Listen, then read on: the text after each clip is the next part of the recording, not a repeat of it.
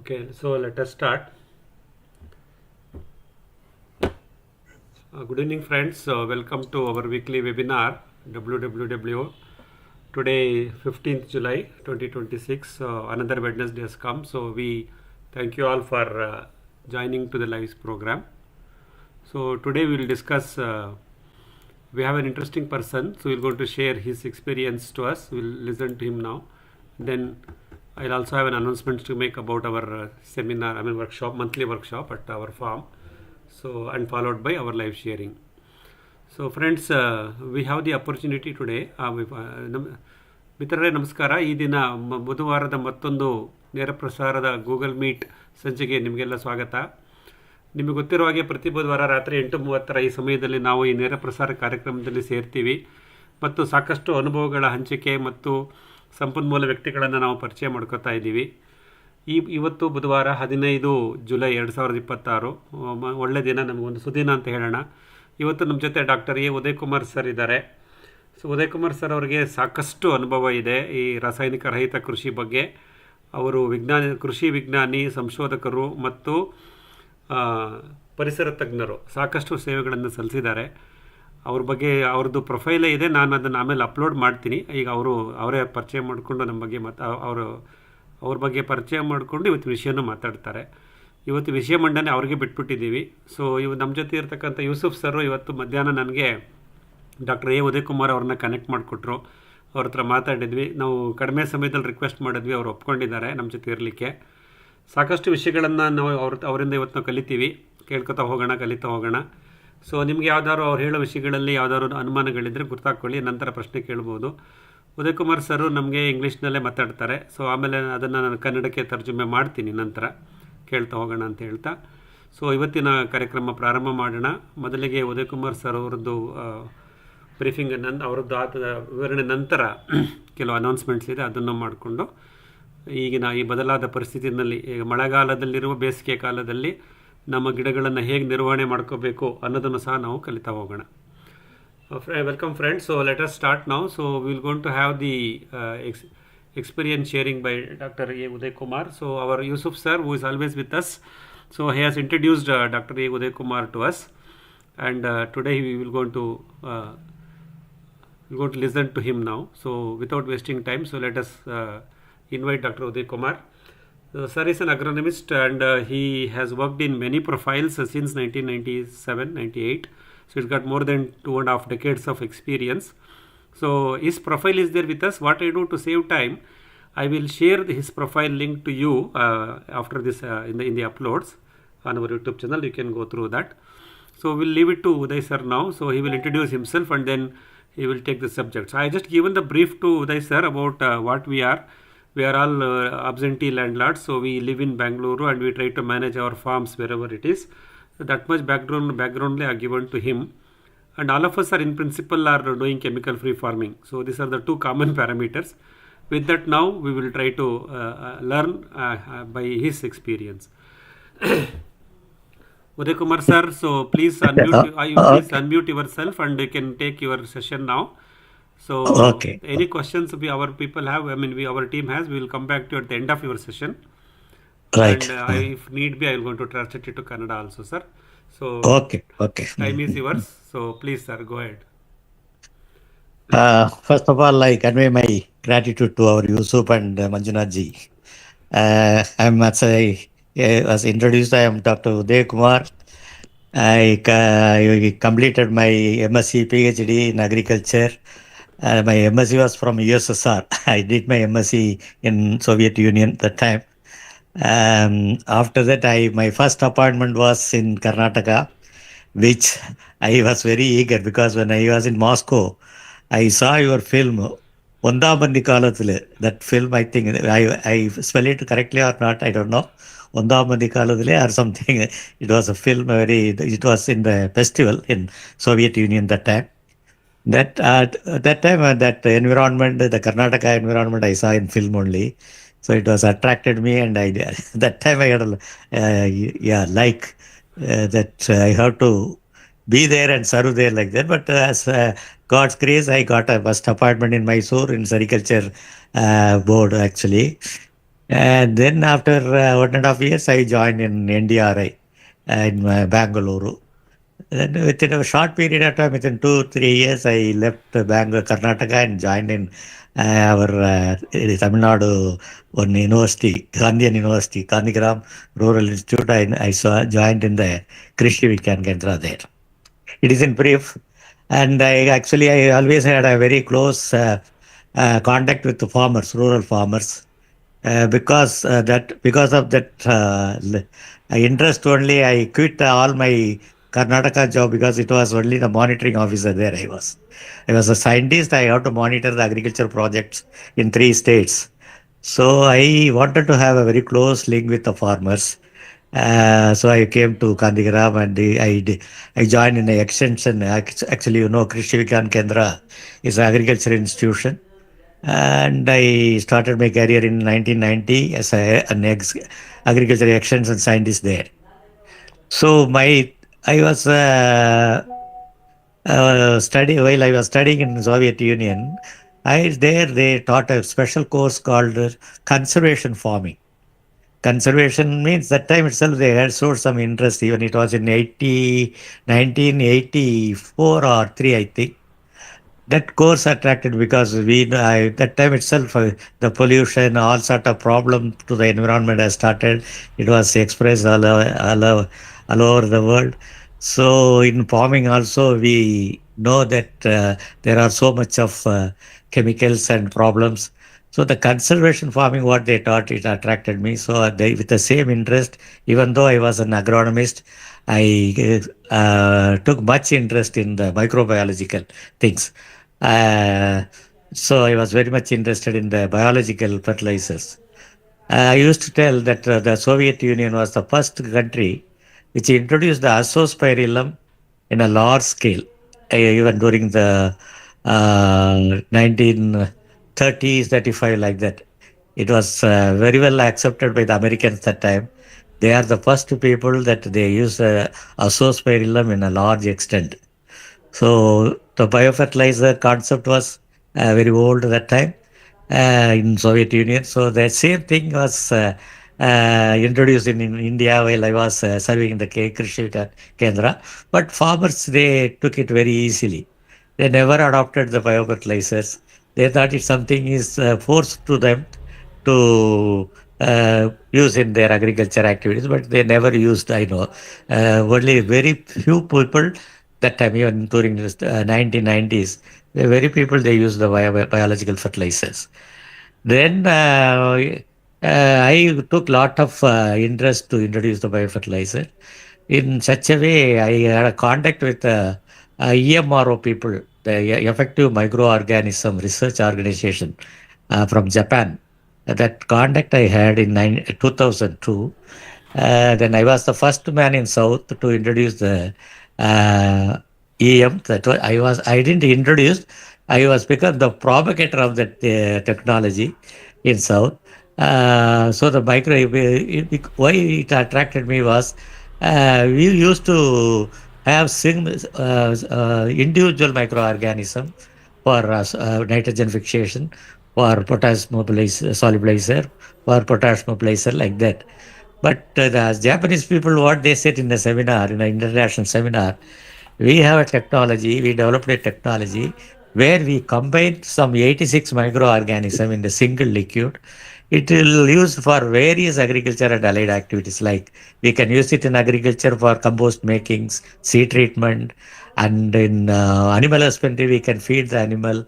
In sewage treatment we can clean the environmental the wastewater. Like that, so in fisheries, all agriculture related fields, this technology will be used, like that they told. So it attracted me, so I contacted the Japanese fellow and I got the first sample of around 20 liters with the payment. And I tried in my university, but the university didn't support me because they thought this combination will not work. It is not a real science, they told. One of our microbiology professor, he told there are so many microorganisms, it is not possible to combine like that. They used to discourage me. But I didn't Here that I took the technology to the farmers. That there are so many trials I conducted on my individual level. It gave a very good result.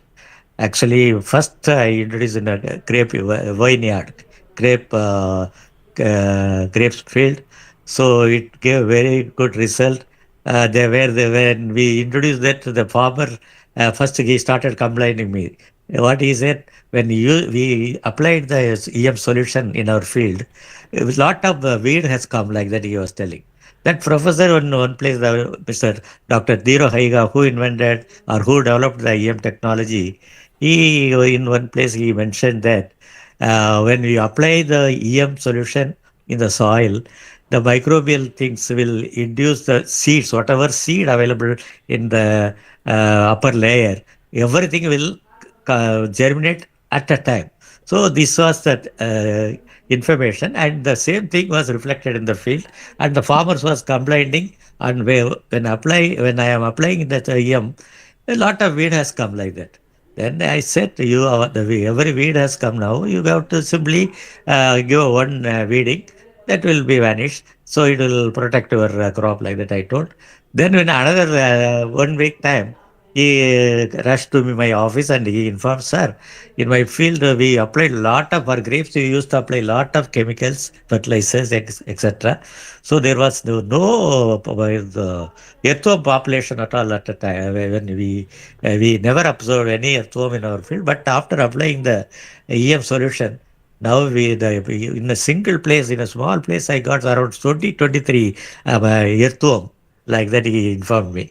Then I said yeah, it's true, because microorganism, when it is developing in our soil, it will attract the earthworm, because earthworm is very eager, yeah, very much interested to take the microbial things. It will not eat our garbage or plant residues. It will eat together with the microbial thing. They will the system will absorb the microbial body as a feed. Then it will excrete the manure, the other waste as a manure. This is the fundamental thing. So microbes always it will improve our soil health, and it will improve the microbial other micro this thing earthworm. So microbe is that's why again I started believing that technology in a very big way, and I was propagating throughout the state. I write so many articles. I even at that time there was no YouTube, and now it is again coming. So it was going like that, but now recent then later on the EM, at that time the EM cost was around 90 rupees per liter. It was developed in Calcutta at that time. Dehradun it was there, but then it was shifted to Calcutta by the Maple Organic people.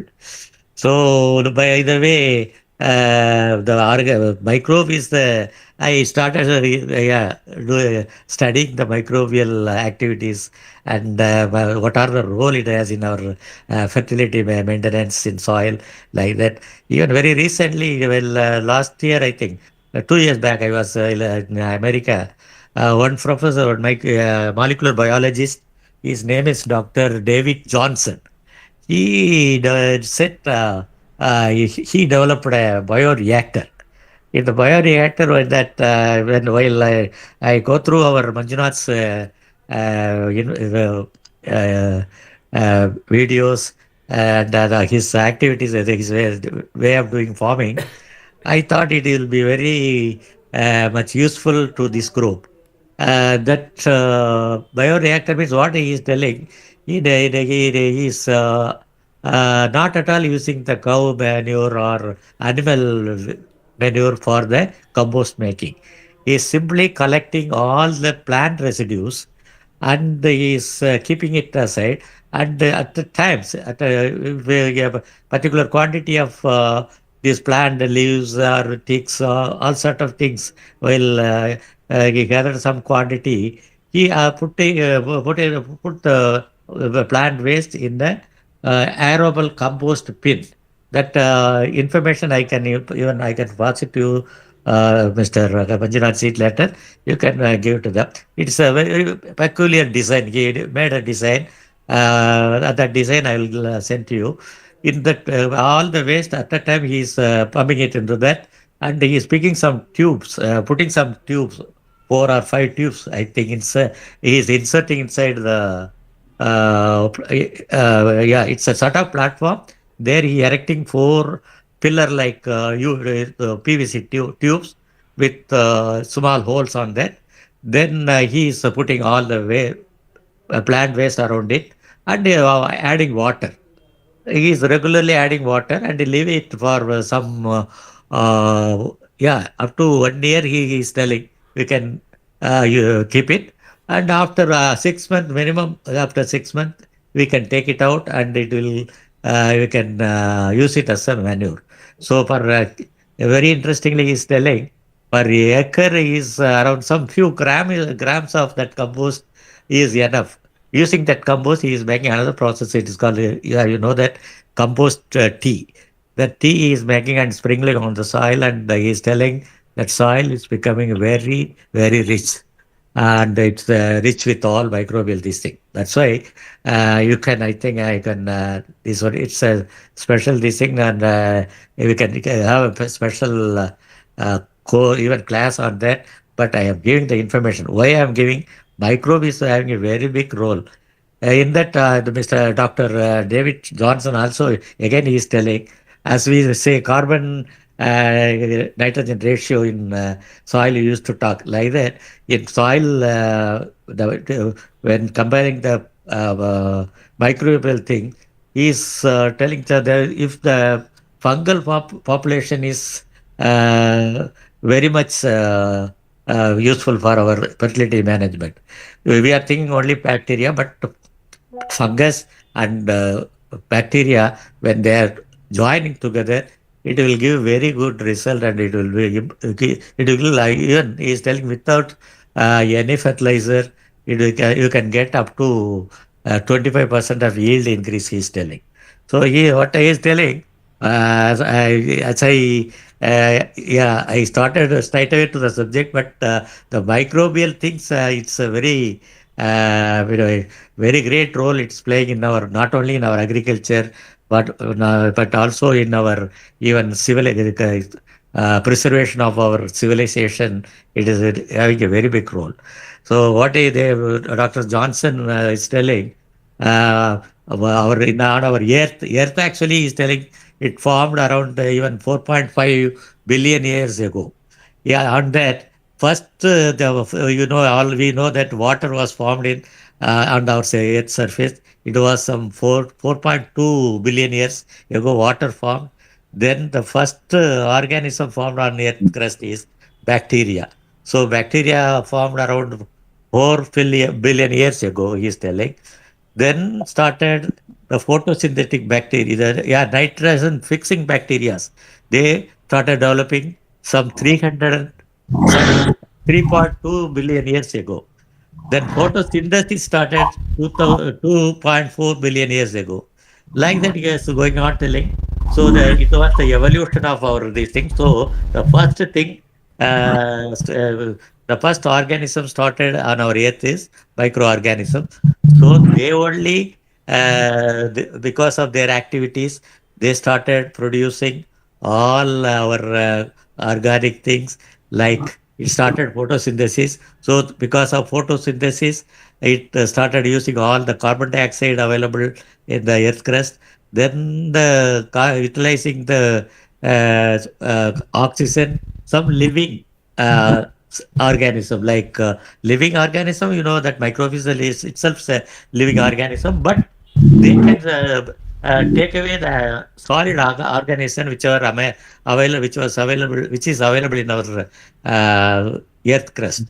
Utilizing that oxygen, they started producing the carbon dioxide in a gaseous form. So our planet was first filled with carbon dioxide because of the microorganism. So utilizing the sunlight, water, then this unicellular organism, then the photosynthesis started. While photosynthesis started, it's we got oxygen. Then oxygen was utilized by the human. So the human development was happened only some 200 million years ago, he was telling. So before that, some billions of years, only the microbes, the fungus, the viruses, they were occupied our planet. So now what happened? We are slowly, because of our agriculture, chemical act, agriculture, then again the pollution, the industrial development, then with our climate itself becoming vulnerable, and it has our environment changes drastically, and our temperature, as we are feeling now, the temperature level is really increased like anything. So the microorganism started trying because of so many of our human activities. The first thing is the farmers. We farmers are the first culprits to kill the microbes in our soil itself by utilizing all fertilizers and all chemicals. So then again, because our human activity, our industrial development, we made our planet so warm, so hot. So the microbes could not survive in that. That is the problem now. Microbes, they live only, their activities will be very active only between some 15 to 30 degrees Celsius. But our temperature, now our soil temperature or atmospheric temperature, we are going beyond that. So the microbe is started dying due to so many reasons. One is due to our faulty or mis utilization of land by utilizing all chemicals. Then again, we are not feeding the microorganism because we are removing everything for our convenience. We are taking away all the agricultural produce from the soil. We are taking the grains. We are taking out the straw and everything, and then we once we utilize that for our animals, and we return the thing to the animal waste to the land, but it also again become a problem. So now nothing is going from our side to the field. So there is no field, there is no organic material to the microbes. That's why now our Manjunath is telling is we can, yeah, there is no plant, this is animal, enough animal population.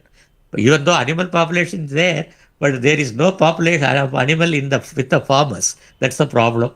So we are not using much of organic that's manure, farmyard manure. So in that case, we can use now our plant residue. But the thing is, before feeding the microbes, we have to protect them from the hot temperature. For that, what we are telling, again we have to give some mulch. That mulch again we are only through the plant waste. But there are mulch now, even the plastic mulches are there, but that will not help. So we have to protect the microorganism by providing food, then housing, then again, what? I used to tell cloth, but for human we used to tell undi, udai, urail in Tamil, they used food, shelter, then kapda. Like, but microbes also, they like the same thing. So for that, we have to give the housing, we have to give food. That's why now there are so many technology. We are listening through the YouTube. We can use this one, that one, EM, so on and so forth. Even though we are using very quality EM or very quality microbial culture from the lab, that will not survive in our soil because of the excess heat. That's why even our plants now, they are suffering. There are a lot of problem with the pest and other thing. So the microbes usually, if the microbial population is properly maintained in our soil, it will protect our crop by boosting the crop, by providing immunity.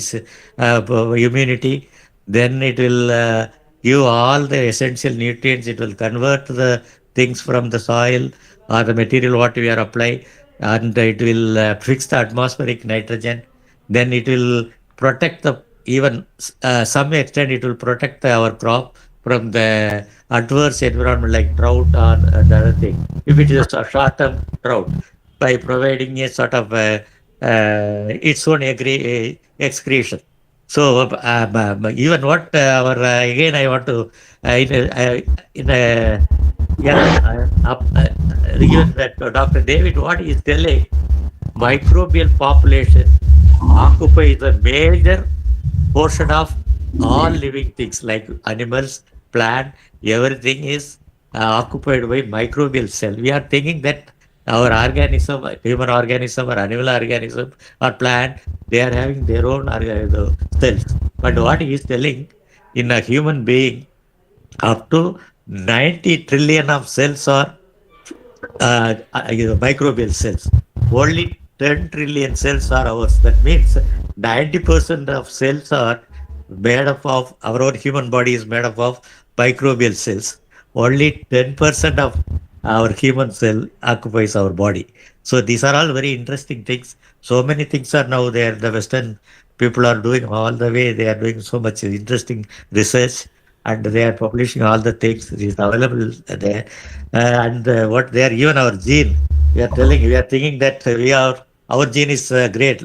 No, even our human body is having up to 2 to 20 million of cells, genes are microbial genes. Only 20,000 cells are our genes are our human genes. So you actually think what a big role the microorganisms are having. So we have to protect them. But there are so many preparation I used to tell. Even I wanted to tell that thing first, but these are all my small introduction I'm giving now. But there are so many specific products. Even our own we by ourselves can be produced. No need to purchase anything from the market anymore. Even the EM, which I used to by using animal milk and rice rinsed water, we can produce our own EM within 15 days. Even that was introduced in our area. So many farming groups are there utilizing it. They are giving very positive result. They are even telling it is better than the Hyerali, what Manjunath was telling in the morning. It is better than the Hyerali. So it is again the EM is not that much worth to sell for 600 rupees. But only the bottle is costing. That was the word told by our own Japanese friend. So I am not what to say degrading the maple organic people. I am telling farmers can produce their own thing. There are so many preparations. So we have to protect first the microorganism. That too, only the organic, not organic. There are, as Manjunath ji said, there are the different things are there now. Organic farming is different. Then natural farming is something different. So I think you are all following the natural farming.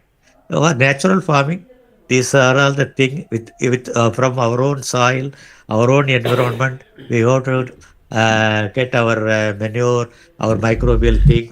And then there are so many technologies. We can talk one by one. If time permits, I can talk now, or otherwise we can later also we can discuss about all the things. There are the EM culture I said only one. If you take 1 liter of rice rinsed water, because we all Asians especially, we are wasting a lot of rice rinsed water.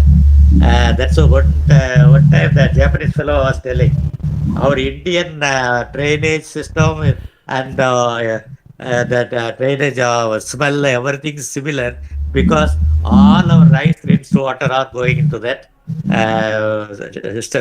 that stream. That's why that hydrogen sulfide is produced much by utilizing the starch which we supply through the rice rich water. So many unwanted microbes are developing, and our system is completely spoiled. Our drainage system, everything is only because of the rice rinsed water.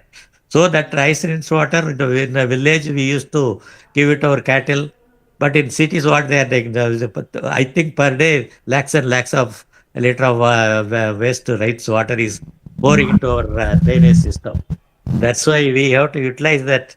So by utilizing 1 liter of rice rinsed water and 1 liter of milk, we can produce around 2-3 liters of EM mother culture.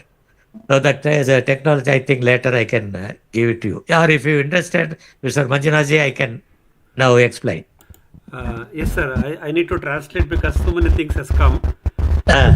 Few of us doesn't know Kannada. I mean, many of our network farmers, they prefer to Okay. understand in Kannada. And this being recorded, also being uploaded into our YouTube channel. So many of them will try to understand only in Kannada. What we will do, sir, I will take about 2 minutes. You have spoken for 30 minutes. A lot of information has come. But I will take about a few minutes to summarize it quickly in Kannada. Okay. Then we will open it for questions, sir. So what will happen is when they ask doubts, you can connect the background science and the procedures in addressing their doubts. Right. Like that, you can build on. We want to listen to you, sir. But let us build it onto the doubts of our participants. Right. It's very good. It will be convenient for me also. Yes, sir. So you can just give us few minutes, sir. I will just translate it to Kannada. Sir ಒಂದು ನಿಮಿಷ ಹೇಳಿ Yusuf sir. Sir ಒಂದು ನಿಮಿಷ. ಈಗ Suresh sir ಸ್ವಲ್ಪ unmute ಮಾಡಕ್ ಹೇಳಿ. ಇಲ್ಲ ಮ್ಯೂಟ್ ಇಂದ ಅವರು ಅನ್ಮ್ಯೂಟ್ ಮಾಡಿಲ್ಲ, ತುಂಬಾ ಸೌಂಡ್ಗಳು ಬರ್ತಾ ಇದೆ. Suresh sir please sir.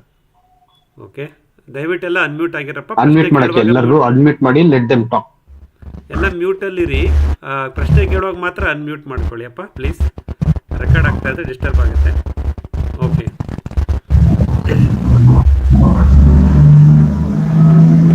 ದಯವಿಟ್ಟು ಎಲ್ಲ ಮ್ಯೂಟ್ ಮಾಡ್ಕೊಳ್ಳಿ. Okay, thank you.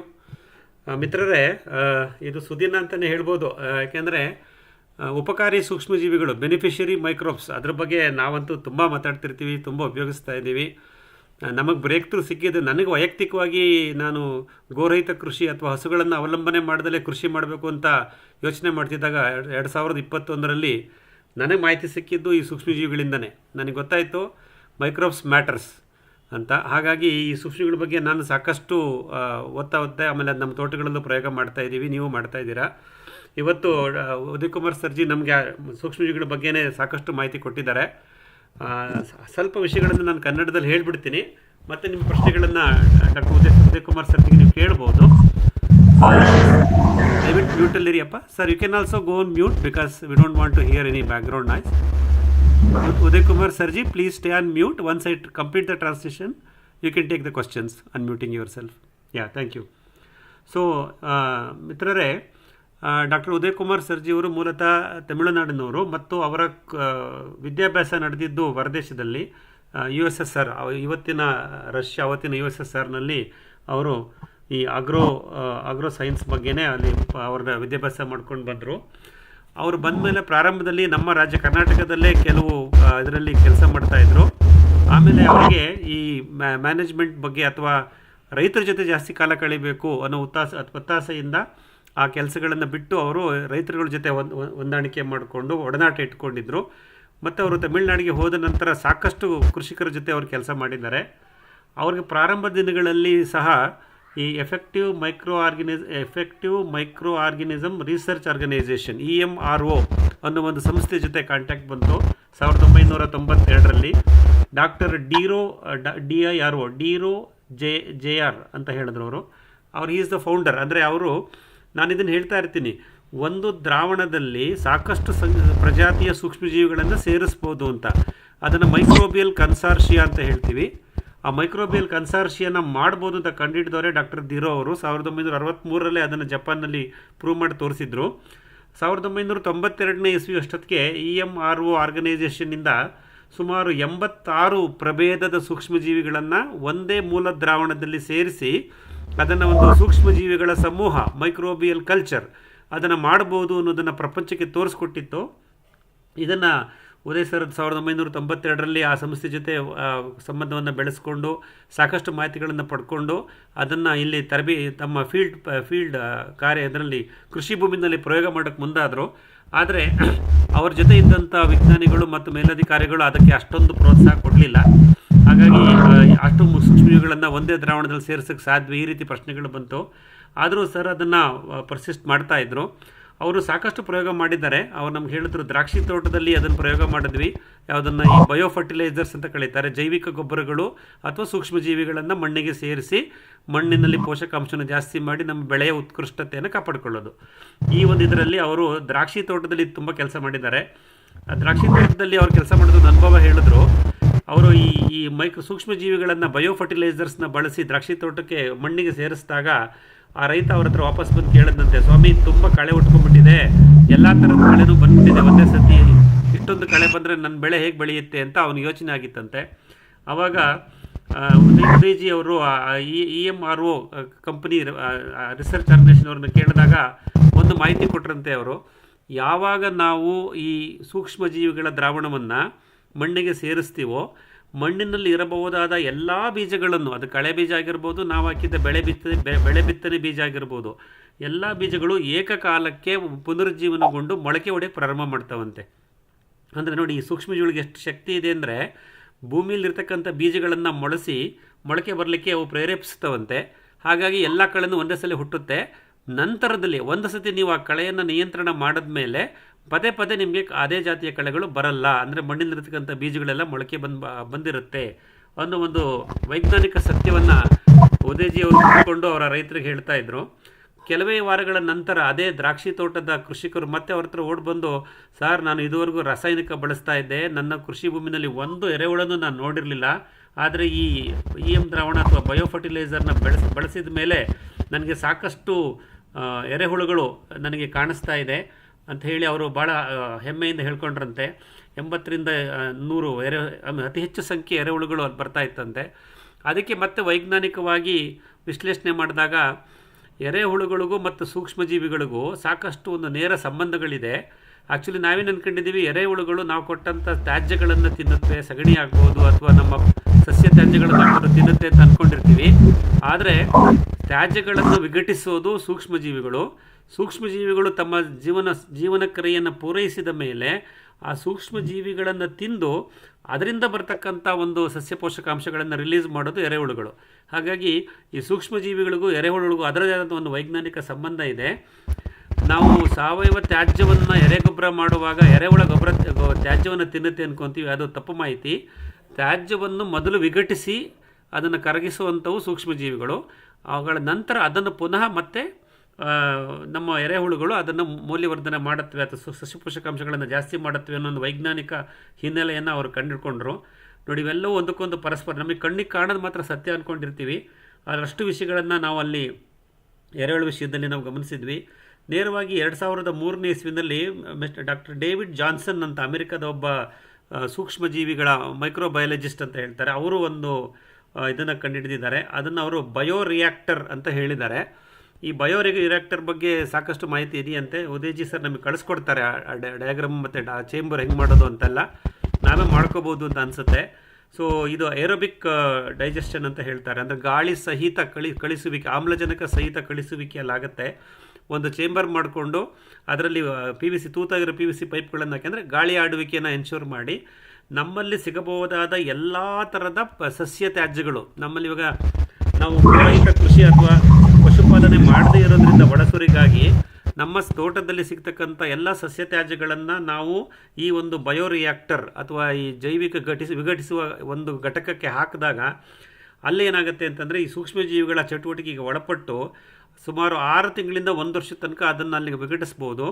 ನಂತರ ಒಂದು ಕಾಂಪೋಸ್ಟ್ ಟೀ ಅಂತ ಅದನ್ನು ಇಂಗ್ಲೀಷ್ನಲ್ಲಿ ಹೇಳ್ತಾರೆ, ಆ ರೀತಿಯ ಒಂದು ದ್ರಾವಣ ತಯಾರಾಗುತ್ತೆ. ಆ ದ್ರಾವಣ ಎಷ್ಟು ಪವರ್ಫುಲ್ ಆಗಿರುತ್ತೆ ಅಂದರೆ, ನೀವು ಯಾವುದೇ ಮಣ್ಣಿನ ಮೇಲೆ ಸ್ವಲ್ಪನೇ 5 ml ಕಡಿಮೆ ಕ್ವಾಂಟಿಟಿನಲ್ಲಿ ನೀವು ಅದನ್ನು ಮಣ್ಣಿನ ಮೇಲೆ ಸಿಂಪಡಣೆ ಮಾಡಿಬಿಟ್ರೆ ನಿಮ್ಮ ಮಣ್ಣಿನ ಸೂಕ್ಷ್ಮಜೀವಿಗಳನ್ನು ಸೇರಿಸುವಿಕೆ, ಮೈಕ್ರೋಬಿಯಲ್ ಇನಾಕ್ಯುಲೇಷನ್ ತುಂಬ ಚೆನ್ನಾಗಾಗುತ್ತೆ ಮತ್ತು ಅದರಲ್ಲಿ ನ್ಯೂಟ್ರಿಯೆಂಟ್ ಸಮೇತ ಸಾಕಷ್ಟು ಇರುತ್ತೆ. ಇದನ್ನು ಸಸ್ಯ ತ್ಯಾಜ್ಯಗಳನ್ನು ಮೌಲ್ಯವರ್ಧನೆ ಮಾಡಿ ಸೂಕ್ಷ್ಮಜೀವಿಗಳನ್ನು ಅಭಿವೃದ್ಧಿ ಮಾಡಿ ಸಸ್ಯ ಪೋಷಕಾಂಶಗಳನ್ನು ಅದರಲ್ಲಿ ಮೌಲ್ಯವರ್ಧನೆ ಮಾಡಿ ಕಡಿಮೆ ವಾಲ್ಯೂಮ್ನಲ್ಲಿ, ಕಡಿಮೆ ಸಂಖ್ಯೆಯಲ್ಲಿ, ಗಾತ್ರದಲ್ಲಿ ಮಣ್ಣಿಗೆ ಸೇರಿಸುವುದು ಅಥವಾ ಗಿಡದ ಬುಡಕ್ಕೆ ಸೇರಿಸುವುದು, ಇವೆಲ್ಲವನ್ನು ಮಾಡೋದರಿಂದ ಒಳ್ಳೆ ಉತ್ತಮ ಫಲಿತಾಂಶ ಬಂದಿದೆ ಅಂತ ಅಮೆರಿಕದ ವಿಜ್ಞಾನಿ ಡಾಕ್ಟರ್ ಡೇವಿಡ್ ಜಾನ್ಸನ್ ಅವರು ಇದನ್ನು ಪ್ರಯೋಗ ಮಾಡಿ ತೋರಿಸಿದ್ದಾರೆ. ಇದನ್ನು ಉದಯ್ ಸರ್ ನಮ್ಗೆ ಇವತ್ತು ಪ್ರಸ್ತಾಪ ಮಾಡಿದ್ರು. ಹಾಗೆ ನಾವು ಯಾರು ಈಗ ಪ್ರಾಣಿ ತ್ಯಾಜ್ಯಗಳನ್ನು ಅವಲಂಬಿಸದೆ ನಮ್ಮ ಕೃಷಿ ಭೂಮಿಯಲ್ಲಿರುವ ಸಸ್ಯ ತ್ಯಾಜ್ಯಗಳಿಂದನೇ ನಾವು ಸಾವಯವ ಅಂಶವನ್ನು ಮಣ್ಣಿಗೆ ಸೇರಿಸ್ಬೇಕಲ್ಲ, ನಮಗೆ ಇದೊಂದು ಈ ಬಯೋರಿಯಾಕ್ಟರ್ ಅನ್ನೋ ಒಂದು ಪದ ಏನು ಬಳಸಿದ್ದಾರೆ, ಗಾಳಿ ಸಹಿತ ಆಮ್ಲಜನಕ ಸಹಿತ ಕರಗಿಸುವಿಕೆ, ಇದು ಈ ಪ್ರಕ್ರಿಯೆ ಭಾಳ ರಿಸಲ್ಟ್ಸ್ ಬಂದಿದೆ ಅನ್ನೋದನ್ನು ನಾವು ತಿಳ್ಕೊಂಡಿದ್ದೀವಿ. ಮತ್ತು ನಾವು ಸೂಕ್ಷ್ಮಜೀವಿಗಳ ಬಗ್ಗೆ ಮಾತಾಡಬೇಕಾದ್ರೆ ಸರ್ ಹೇಳಿದ್ರು, ಈ ಸೂಕ್ಷ್ಮಜೀವಿಗಳು ನಮ್ಮ ಭೂಮಿ ಯಾವಾಗ ಶುರುವಾಯಿತು 4.5 ಶತಕೋಟಿ ವರ್ಷಗಳ ಹಿಂದೆ, ಆವಾಗಿಂದನೇ ಸೂಕ್ಷ್ಮಜೀವಿಗಳು ಬಂದು ಈ ಭೂಮಿಯನ್ನು ರೆಡಿ ಮಾಡ್ತಾ ಬಂತು. ನಂತರದಲ್ಲಿ ವಿವಿಧ ಪ್ರಭೇದದ ಬ್ಯಾಕ್ಟೀರಿಯಾಗಳು ಡೆವಲಪ್ ಆಗಿ ಸಸ್ಯಗಳು, ಪ್ರಾಣಿಗಳು, ಕೊನೆಗೆ ಕೇವಲ ಒಂದು 2 ಮಿಲಿಯನ್ ವರ್ಷಗಳ ಹಿಂದೆ ಮನುಷ್ಯ ಈ ಭೂಮಿಗೆ ಬಂದ ಅಂತ ಹೇಳ್ತಾರೆ.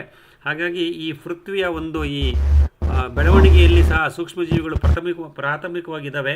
ಹಾಗಾಗಿ ಈ ಸೂಕ್ಷ್ಮಜೀವಿಗಳನ್ನು ನಾವು ಅಷ್ಟು ಲೈಟಾಗಿ ತಗೋಬಾರ್ದು, ಬಹಳ ಮುಖ್ಯವಾಗಿರುತ್ತೆ ಅನ್ನೋದನ್ನು ಅವರು ಗಮನಿಸ್ತಾರೆ. ಆಮೇಲೆ ಸೂಕ್ಷ್ಮಜೀವಿಗಳನ್ನು ನಿರ್ವಹಣೆ ಮಾಡೋದು ಹೇಗೆ ಅನ್ನೋದು, ಒಂದು ಸತಿ ನಾವು ಈ ಬಯೋ ಫರ್ಟಿಲೈಸರ್ ಅಥವಾ ಈ ಸೂಕ್ಷ್ಮಜೀವಿಗಳ ಒಂದು ಸಮೂಹವನ್ನು ತಂದು ಮಣ್ಣಿಗೆ ಸೇರಿಸಬೇಕು. ಅದು ಒಂದು ಪ್ರಕ್ರಿಯೆ ಆಗಬೇಕು. ಪ್ರಾರಂಭದಲ್ಲಿ 1990ನೇ ಇಸ್ವಿನಲ್ಲಿ ಸರ್ ಅದನ್ನು ಪ್ರಾರಂಭ ಮಾಡಿದಾಗ ಸಾಕಷ್ಟು ಕೃಷಿಕರು ಅದನ್ನು ಅವ್ರು ನಂಬ್ತಾ ಇರಲಿಲ್ವಂತೆ. ಆ ಸೂಕ್ಷ್ಮಜೀವಿಗಳ ದ್ರಾವಣ ಹಾಕೋದ್ರಿಂದ ಬದಲಾವಣೆಗಳಾಗತ್ತೆ ಅಂತ ಹೇಳಿದಾಗ ವಿಜ್ಞಾನನ ಯಾರು ಒಪ್ತಾ ಇರಲಿಲ್ಲ. ಆದರೆ ಈಗ ನಂತರದಲ್ಲಿ ಅದರ ಬಗ್ಗೆ ಸಾಕಷ್ಟು ಮಾಹಿತಿ ಸಿಕ್ಕಿದೆ. ಈಗ ನಾವೆಲ್ಲರೂ ಸೂಕ್ಷ್ಮಜೀವಿಗಳನ್ನು ಮಣ್ಣಿಗೆ ಸೇರಿಸೋದು ಮತ್ತು ಮಣ್ಣಿಗೆ ಸೇರಿಸಿದ ಸೂಕ್ಷ್ಮಜೀವಿಗಳಿಗೆ ಪೂರಕವಾದ ಆಹಾರ, ವಾತಾವರಣ, ರೋಟಿ ಮಕಾನ್ ಮತ್ತು ಇದು ಅನ್ನ, ಆಹಾರ ಮತ್ತು ಬಟ್ಟೆ, ಇದನ್ನು ಹೇಳ್ತೀವಲ್ಲ, ಆ ರೀತಿ ನಾವು ಸೂಕ್ಷ್ಮಜೀವಿಗಳಿಗೆ ಮುಚ್ಚಿಗೆ ಮಾಡೋದ್ರಿಂದ ಆಶ್ರಯವನ್ನು, ಆಹಾರವನ್ನು, ಗಾಳಿ ಆಡುವಿಕೆಯನ್ನು, ತೇವಾಂಶವನ್ನು ನಾವು ಹೇಳ್ತಾ ಇರ್ತೀವಲ್ಲ, ಇದಿಷ್ಟನ್ನು ನಾವು ಕೊಟ್ಬಿಟ್ರೆ ಸೂಕ್ಷ್ಮಜೀವಿಗಳ ಸಂಖ್ಯೆ ಸಾಕಷ್ಟು ಹೆಚ್ಚಿ ಅವುಗಳ ಕಾರ್ಯಚಟುವಟಿಕೆ ಚೆನ್ನಾಗಾಗತ್ತೆ ಅದನ್ನು ಗಮನಿಸ್ಬೋದು ಅಂತ ಹೇಳಿದ್ರು. ಹಾಗಾಗಿ ಈ ಸೂಕ್ಷ್ಮಜೀವಿಗಳನ್ನು ಬಳಸೋದು ಮತ್ತು ಅವುಗಳು ಕಾರ್ಯಪ್ರವೃತ್ತರಾಗುವಂಥ ಒಂದು ಸೂಕ್ತ ವಾತಾವರಣ ಕಲ್ಪಿಸೋದು ನೈಸರ್ಗಿಕ ಕೃಷಿಕನ ಜವಾಬ್ದಾರಿಯಾಗಿದೆ. ಆದರೆ ಇವತ್ತಿನ ಬದಲಾದ ಕಾಲಮಾನದಲ್ಲಿ ವಿಪರೀತ ರಾಸಾಯನಿಕಗಳನ್ನು ಬಳಸಿ, ಅದು ಕೃಷಿಯಲ್ಲಿ ಬಳಸುವ ರಾಸಾಯನಿಕಗಳಾಗ್ಬೋದು, ಕೈಗಾರಿಕೆಗಳಲ್ಲಿ ಬರ್ತಕ್ಕಂಥ ತ್ಯಾಜ್ಯಗಳಾಗ್ಬೋದು, ಅಥವಾ ಬೇರೆ ವಾತಾವರಣದಲ್ಲಿ ಆಗ್ತಕ್ಕಂಥ ಮಾಲಿನ್ಯಗಳಿಂದ ಆಗ್ಬೋದು, ಹವಾಮಾನ ವೈಪರೀತ್ಯದಿಂದ ಆಗ್ಬೋದು, ಈ ಸೂಕ್ಷ್ಮಜೀವಿಗಳ ಮೇಲೆ ಯಾವ ಸೂಕ್ಷ್ಮಜೀವಿಗಳು ಶತಕೋಟಿ ವರ್ಷಗಳಿಂದ ನಮ್ಮ ಜೊತೆ ಇದ್ವೋ, ಪ್ರತಿ ಸಸ್ಯದ, ಪ್ರಾಣಿಯ, ಮನುಷ್ಯನ ದೇಹದಲ್ಲೂ ಸಹ ಸೂಕ್ಷ್ಮಜೀವಿಗಳಿದ್ದಾವೆ. ಅವೆಲ್ಲವನ್ನೂ ಸಹ ನಾವು ಈಗ ಅದು ಕೆಲಸ ಮಾಡದಿರೋ ಥರ ಮಾಡ್ತೀವಿ. ಸೂಕ್ಷ್ಮಜೀವಿಗಳು ಮಣ್ಣಿನಲ್ಲಿ ಕೆಲಸ ಮಾಡಬೇಕು ಅಂದರೆ 15ರಿಂದ 30 ಡಿಗ್ರಿ ಉಷ್ಣಾಂಶ ಇರಬೇಕು. ಆದರೆ ಇವತ್ತು ಮಣ್ಣಿನ ಉಷ್ಣಾಂಶ ಎಲ್ಲಿಗೆ ಹೋಗಿದೆ ನೀವು ಗಮನಿಸ್ತೀರಾ? ಜುಲೈ 15ನೇ ತಾರೀಕು ಇವತ್ತು ಬೆಂಗಳೂರು 33 ಡಿಗ್ರಿ ಇತ್ತು. ಹೀಗೆ ಹೋಗ್ತಾ ಇರುತ್ತೆ. ಹಾಗಾಗಿ ಈ ಒಂದು ಸೂಕ್ಷ್ಮ ವಾತಾವರಣವನ್ನು ಸೃಷ್ಟಿ ಮಾಡೋದು ನಮ್ಮ ಜವಾಬ್ದಾರಿಯಾಗಿರುತ್ತೆ ಅಂತ ವಿಷಯವನ್ನು ತಿಳಿಸಿದ್ರು. ಸಸ್ಯಗಳು ಆರೋಗ್ಯವಾಗಿರಬೇಕಂದ್ರೆ, ಮಣ್ಣು ಆರೋಗ್ಯವಾಗಿರಬೇಕು ಅಂದರೆ ಸೂಕ್ಷ್ಮಜೀವಿಗಳು ಸಾಕಷ್ಟು ಸಹಕಾರ ಕೊಡ್ತವೆ. ಕೆಲವು ಸಮಯದಲ್ಲಿ ಕಡಿಮೆ ಅವಧಿಯಲ್ಲಿ ಆಗತಕ್ಕಂಥ ಈ ನೈಸರ್ಗಿಕ ಒತ್ತಡಗಳು, ಆ ಒತ್ತಡಗಳನ್ನು ನಿರ್ವಹಣೆ ಮಾಡಲಿಕ್ಕೂ ಸಹ ಬೇರೊಲಿದಿರೋ ಸೂಕ್ಷ್ಮಜೀವಿಗಳು ಸಹಾಯ ಮಾಡುತ್ತವೆ ಅನ್ನೋದನ್ನು ಸಹ ಸರ್ ನಮಗೆ ತಿಳಿಸ್ಕೊಟ್ರು. ಇದು ಬಹಳ ವಿಶಾಲವಾದ ಸಬ್ಜೆಕ್ಟ್, ಇದು ಮೈಕ್ರೋಬಿಯಲ್ ವರ್ಡ್. ಸೊ ಕಣ್ಣಿಗೆ ಕಾಣದ ಸೂಕ್ಷ್ಮಜೀವಿಗಳ ಪ್ರಪಂಚ ವಿಶಾಲವಾಗಿದೆ. ಅದನ್ನು ಸಾಕಷ್ಟು ಮಾಹಿತಿನ ಇವತ್ತು ನಾವು ವಿನೋದ್ ಸರಿಂದ, ಉದಯ್ ಕುಮಾರ್ ಸರಿಂದ ತಿಳ್ಕೊಂಡಿದ್ದೀವಿ. ಈಗ ಇದಿಷ್ಟು ಕನ್ನಡ ಅನುವಾದ ಆಗಿದೆ. ಇನ್ನೇನಾದ್ರು ಮಾಹಿತಿ ಬೇಕಂತಂದರೆ ಮತ್ತೆ ನಾವು ಸರ್ನ ಪ್ರಶ್ನೆ ಕೇಳ್ತಾ ಹೋಗೋಣ. ಈಗ ಫೀಡ್ಬ್ಯಾಕ್ ಸೆಷನ್ ಅಥವಾ ಕ್ವಶನ್ ಆನ್ಸರ್ಗೆ ಹೊರಟೋಗೋಣಂತೆ. ಇವತ್ತಿನ ಪ್ರೆಸೆಂಟೇಷನ್ ಬಗ್ಗೆ ಡಾಕ್ಟರ್ ಉದಯ್ ಕುಮಾರ್ ಸರ್ ನಮ್ಮ ಜೊತೆ ಇದ್ದಾರೆ ನೇರ ಪ್ರಸಾರದಲ್ಲಿ. ಅವ್ರಿಗೆ ಇಂಗ್ಲೀಷ್ನಲ್ಲೇ ಮಾತಾಡಿ, ಅಥವಾ ನೀವು ಪ್ರಶ್ನೆ ಕೇಳಂಗಿದ್ರೆ ಕನ್ನಡದಲ್ಲೂ ಕೇಳಿ ನಾನು ಅದನ್ನು ಟ್ರಾನ್ಸ್ಲೇಟ್ ಮಾಡಿಕೊಡ್ತೀನಿ ಅಂತ ಹೇಳ್ತಾ, ನಾವು the forum is open for feedback and Q&A session to our guest today, doctor Vinod sir. Please unmute yourself, ask the question, and then go back to mute again so that sir can answer it very clearly for us. Yes, sir. This is the time to give feedback and ask questions to Dr. Uday, sir. Sir, Uday, sir. Hello. Uday, sir. Can you hear me? Yes, sir. Please introduce yourself so that you can understand. Maybe from Mysore. Sir, it was good, sir. Whatever you talked about microbial things, right? It was very good to know about all those things. Just for sir. So, suppose if few people are starting the new farms, right? So there are so many different things of microbes, the way we can introduce, right? One is we call it as the Jivamruta, which Subhash Palekar talks about. Then Gokupamruta, and then one more is Manjunath talks about so when we need to go, because there are so many things are there, right? Which is the right one, and what is the thing we need to choose? Yes, sir. I think the audio was clear. Udayji, are you able to capture the question from Mr. Ravi from Mysuru?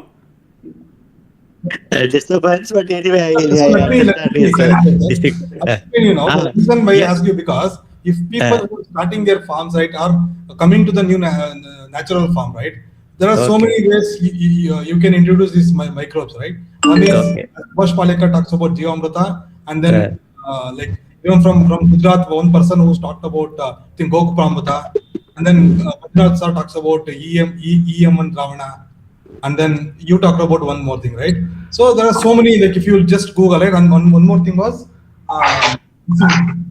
DKC, DKC something, it comes. Even that is also there where you can use it.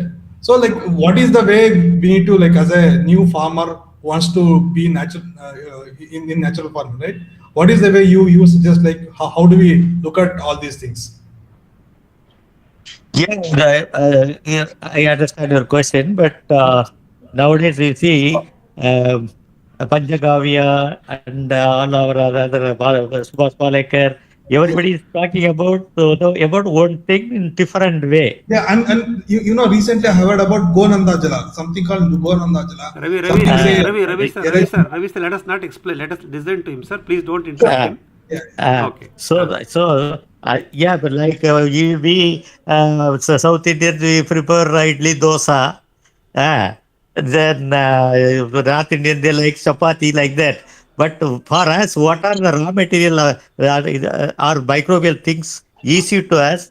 It is very, moreover, which is very simple to produce also. Yeah.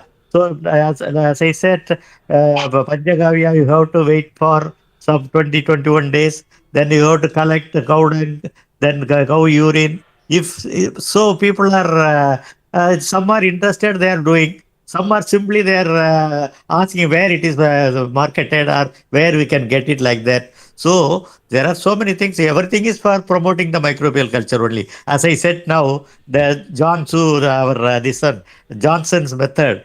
It looks be very simple, but again, it is there are some technology involved. Time you have to wait. So it depends upon your the thing. Moreover, the result, I think we have to agree that we have to tell this is the best thing. For that, only our local universities or research institution, they have to guide us. So that is the problem with us. So otherwise, you whatever your experience, this thing.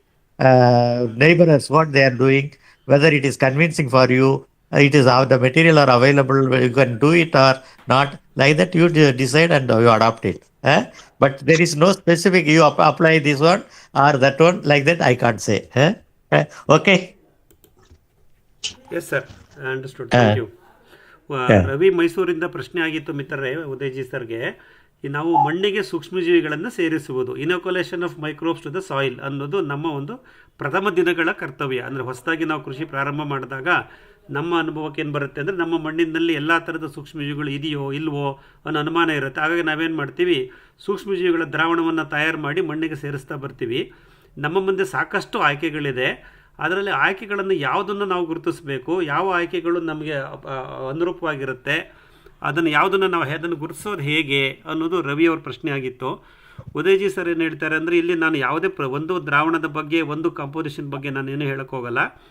ಎರಡನ್ನ ನೀವು ಯೋಚನೆ ಮಾಡ್ಕೊಳ್ಳಿ. ಒಂದು, ಯಾವುದನ್ನು ನಿಮಗೆ ಸ್ಥಳೀಯವಾಗಿ ತಯಾರು ಮಾಡಿಕೊಂಡು ಬಳಸ್ಲಿಕ್ಕೆ ಸಾಧ್ಯವೋ ಅದನ್ನು ನೀವು ಬಳಸ್ಕೊಳ್ಳಿ. ಯಾಕೆಂದರೆ ಯಾವುದನ್ನೋ ಮಾಡಬೇಕು ಅಂತ ಮತ್ತೆ ಅದಕ್ಕೆ ಬೇಕಾದಂಥ ಮೂಲ ವಸ್ತುಗಳನ್ನು, ರಾ ಮೆಟೀರಿಯಲ್ ಹುಡ್ಕೊಂಡು ಹೋಗುವಂಥ ಲೂಪ್ಗಳು ಬೇಡ. ನಿಮಗೆ ಯಾವುದನ್ನು ಸ್ಥಳೀಯವಾಗಿ ತಯಾರಿಸ್ಕೊಳ್ಳೋಕ್ಕಾಗುತ್ತೋ ಅದನ್ನು ತಯಾರಿಸ್ಕೊಳ್ಳಿ. ಎಲ್ಲವನ್ನೂ ತಿಳ್ಕೊಳ್ಳಿ, ಯಾವುದು ಅನುಕೂಲ ಅದನ್ನು ಮಾಡ್ಕೊಳ್ಳಿ. ಮತ್ತು ನೀವು ಯಾವುದಾದ್ರು ಕೃಷಿಕರ ಇದು ಭಾಳ ಮುಖ್ಯವಾದ ಫೀಡ್ಬ್ಯಾಕ್ ಉದಯ್ ಸರ್ ಕೊಟ್ಟಿದ್ದಾರೆ. ನಾವು ಯಾವುದಾದ್ರು ರಾಸಾಯನಿಕ ರಹಿತ ಕೃಷಿಕರ ತೋಟಕ್ಕೆ ಹೋದಾಗ ಅವರ ತೋಟದಲ್ಲಿ ಏನು ಬದಲಾವಣೆಗಳಾಗಿದೆ, ಅದಕ್ಕೆ ಸೂಕ್ಷ್ಮಜೀವಿಗಳು ಕಾರಣವಾಗಿವೆ. ಅವರು ಯಾವ ರೀತಿ ಸೂಕ್ಷ್ಮಜೀವಿಗಳನ್ನು ಇವಾಗ ಉಪಯೋಗಿಸ್ತಾ ಇದ್ದಾರೆ ಮತ್ತು ಮುಂಚೆ ಉಪಯೋಗಿಸಿದ್ರು, ಈ ಪ್ರಶ್ನೆಗಳನ್ನು ಕೇಳ್ತಾ ಅದನ್ನು ಅಬ್ಸರ್ವ್ ಮಾಡ್ತಾ ನಾವು ಅದನ್ನು ಕಲಿತಾ ಹೋಗ್ಬೋದು. ಹಾಗಾಗಿ ಯಾವುದೇ ಥರದ ಸೂಕ್ಷ್ಮಜೀವಿ ದ್ರಾವಣವನ್ನು ತಯಾರಿಸಿ ಮಣ್ಣಿಗೆ ಸೇರಿಸುವಂಥ ಉದಾಹರಣೆಗಳು ನಮ್ಮಲ್ಲಿ ಸಾಕಷ್ಟಿವೆ. ಅವುಗಳನ್ನು ನಾವು ನಿರ್ದಿಷ್ಟವಾಗಿ ಆ ತೋಟಗಳನ್ನು ಗಮನಿಸೋದ್ರಿಂದ ಅಥವಾ ಆ ರೈತರ ಜೊತೆ ಒಡನಾಟ ಮಾಡೋದ್ರಿಂದ ಅದು ಅವ್ರಿಗೆ ಯಾವುದು ವರ್ಕ್ ಆಗಿದೆ ಅನ್ನೋದನ್ನು ತಿಳ್ಕೊಬೇಕಾಗತ್ತೆ. ಮತ್ತು ಸರ್ ಹೇಳಿದ್ರು ಇದೆಲ್ಲ ಪ್ರಯೋಗ ಮಾಡಬೇಕಾಗತ್ತೆ. ಯಾವ ದ್ರಾವಣದಲ್ಲಿ ನಮ್ಮ ಮಣ್ಣಿಗೆ ನಮ್ಮ ಬೆಳೆಗೆ ಅನುಕೂಲ ಆಗುತ್ತೆ ಅನ್ನೋದನ್ನು ನಮ್ಮ ವಿಶ್ವವಿದ್ಯಾನಿಲಯಗಳು ಮತ್ತು ರಿಸರ್ಚ್ ಸೆಂಟರ್ಗಳು, KVKಗಳು ಅವೆಲ್ಲ ನಿಮ್ಮ ರೈತರ ಜೊತೆ ಕೈ ಜೋಡಿಸಿ ಮಾಡಬೇಕು. ಆದರೆ ಅಷ್ಟು ಪರಿಣಾಮಕಾರಿಯಾಗಿ ಆ ಕೆಲಸಗಳು ಆಗ್ತಾ ಇಲ್ಲ ಅನ್ನೋದೊಂದು ಪಾಯಿಂಟ್ ಸಮೇತ ಉದಯ್ ಅವರು ಸೇರಿಸಿದ್ದಾರೆ. ಹಾಗಾಗಿ ಯಾವ ದ್ರಾವಣ ಶ್ರೇಷ್ಠ, ಯಾವುದು ಕನಿಷ್ಠ ಅನ್ನೋ ಕಂಪ್ಯಾರಿಸನ್ ಬೇಡ. ನಮಗೆ ಯಾವುದು ಸರಳವಾಗಿ ಸಿಗುತ್ತೋ ಅದನ್ನು ಬೆಳೆಸ್ತಾ ಹೋಗೋಣ. ಅದರಲ್ಲಿ ರಿಸಲ್ಟ್ಸ್ ಬರುತ್ತಾ ಇಲ್ವೋ ಚೆಕ್ ಮಾಡ್ತಾ ಹೋಗೋಣ. ರಿಸಲ್ಟ್ಸ್ ಬಂದಿಲ್ಲ ಅಂದರೆ ನಾವು ಬದಲಾವಣೆ ಮಾಡ್ಕೋಬೇಕಾಗತ್ತೆ ಅಂತ ಹೇಳೋಣ. ಹಾಗಾಗಿ ನಾನೇನಕ್ಕೆ ಹೇಳ್ತೀನಿ EM1 ಅಂದರೆ ಸರ್ ಹೇಳ್ದಂಗೆ 85 ಥರದ ಸೂಕ್ಷ್ಮಜೀವಿಗಳ ಪ್ರಭೇದಗಳು EM1ನಲ್ಲಿದೆ 1992ರಲ್ಲಿಯೇ.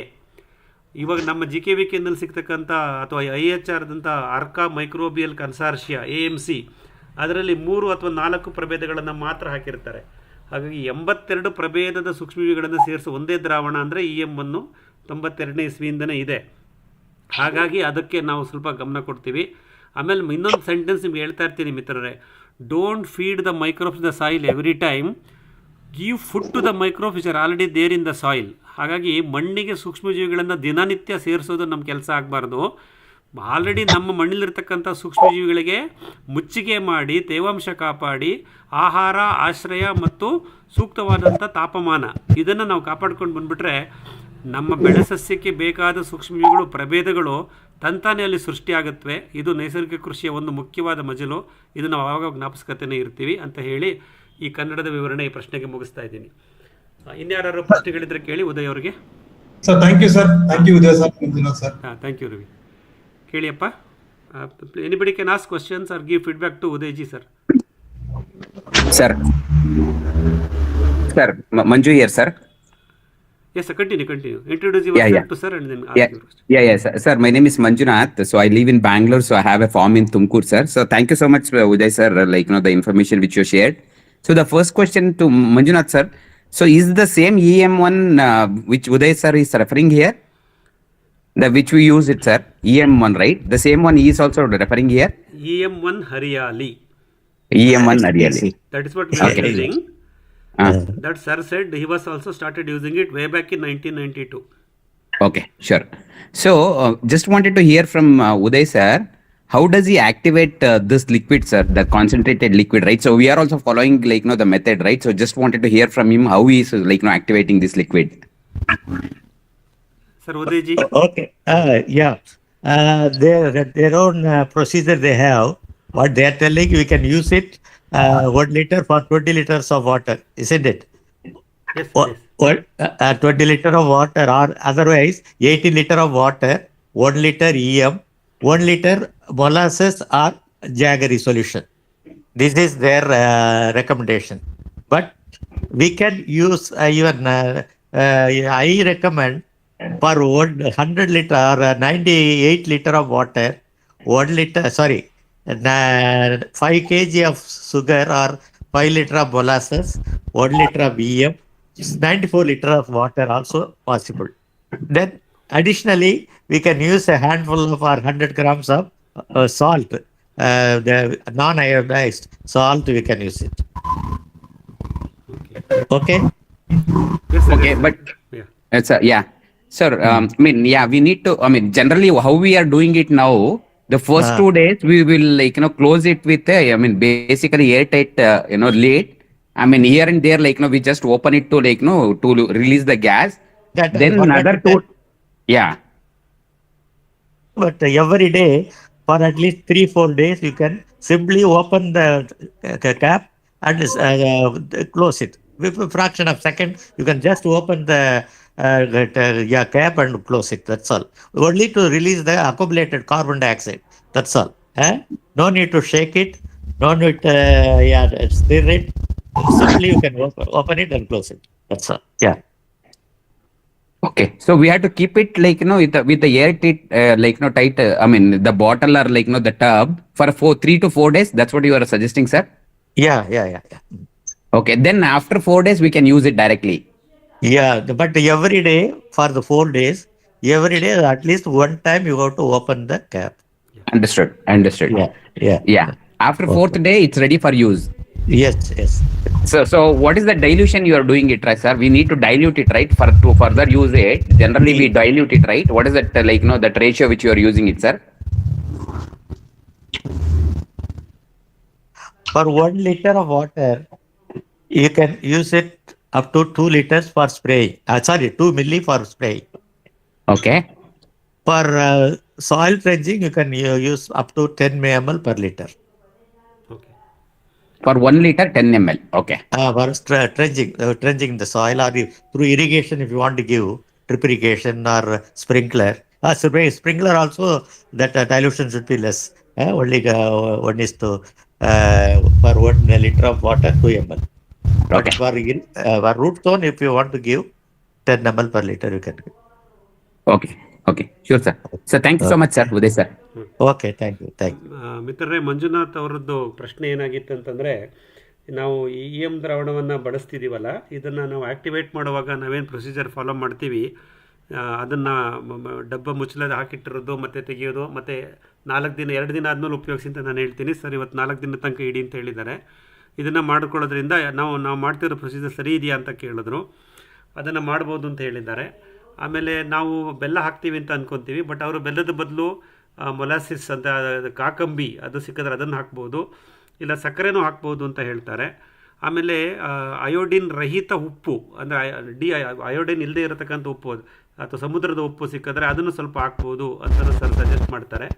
ಸೊ 4 ದಿನಗಳ ನಂತರ ಚೆನ್ನಾಗಿ ಆ್ಯಕ್ಟಿವೇಟ್ ಆಗಿರುತ್ತೆ. ಅದನ್ನು ಫರ್ದರ್ ಡೈಲ್ಯೂಟ್ ಮಾಡಿ ನಾವು ಎಲೆಗಳ ಮೇಲೆ ಸಿಂಪಡಣೆ ಮಾಡುವಂಗಿದ್ರೆ ಅಥವಾ ನೀರಾವರಿ ಜೊತೆ ಕೊಡುವಂಗಿದ್ರೆ 2 ml ಪ್ರತಿ ಲೀಟರ್ನಂತೆಯೂ, ಮತ್ತು ನಾವು ಗಿಡದ ಬುಡಕ್ಕೆ ಸುರಿಯುವಂಗಿದ್ರೆ ಬೇರು ವಲಯಕ್ಕೆ 10 ml 8ರಿಂದ 10 ml ಪ್ರತಿ ಲೀಟರ್ನಂತೆಯೂ ನಾವು ಅದನ್ನು ಆ್ಯಕ್ಟಿವೇಟೆಡ್ EM ಅನ್ನು ಬಳಸ್ಬೋದು ಅಂತ ಹೇಳ್ತಾರೆ.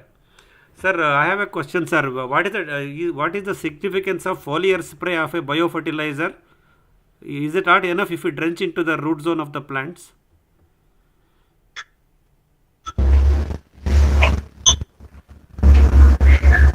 Hello, sir. Hello. Yes, sir. I'll tell you. Yeah. Normally, if you apply in the soil, that will multiply. That's true. Correct. But this one for EM, what the MRO itself they are telling, while during the fermentation, lot of vitamins and other hormones will secrete. So that will give some effect on the leaves while applying on the leaves. But only the microbial will survive only in the soil. That's all. Correct. Okay. So if we are using it for increasing the microbial biome on the plant root zone, we should do basin application. Yeah. If you want to use it as a micronutrient or a plant nutrient, then a foliar spray can make a difference. Yes, sir. Yes, Okay. sir. Yeah. Okay.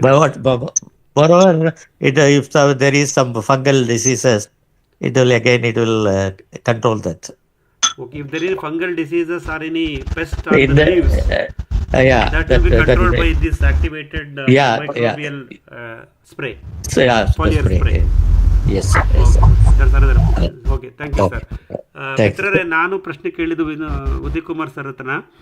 ಈಗ ನಾವು ಈ ಸೂಕ್ಷ್ಮಜೀವಿಗಳ ದ್ರಾವಣವನ್ನು ತಯಾರಿಸಿದ ಮೇಲೆ, ಒಂದು ನಾವು ಗಿಡದ ಬುಡಕ್ಕೆ ಬೇರು ವಲಯದಲ್ಲಿ ಸುರಿಯುವುದು, ಇನ್ನೊಂದು ಎಲೆಗಳ ಮೇಲೆ ಸಿಂಪಡಣೆ ಮಾಡುವುದು ಅಂತ ಹೇಳ್ತೀವಿ.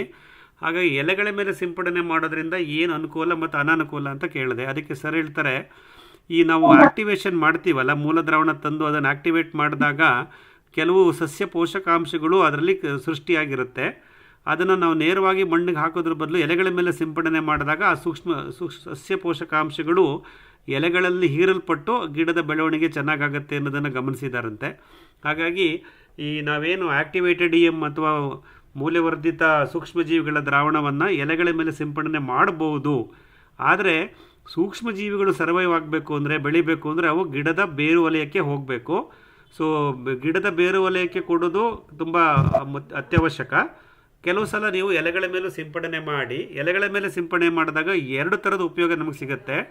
ಒಂದು, ಸಸ್ಯ ಪೋಷಕಾಂಶಗಳು ರಿಲೀಸ್ ಆಗಿದ್ದರೆ ಆಕ್ಟಿವೇಶನ್ ಪ್ರೊಸೀಜರಲ್ಲಿ ಅದು ನಮ್ಮ ಬೆಳೆ ಪೋಷಕಾಂಶವಾಗಿ ಸಸ್ಯಗಳು ಉಪಯೋಗಿಸ್ಕೊಳ್ತವೆ ಎಲೆಗಳ ಮುಖಾಂತರ.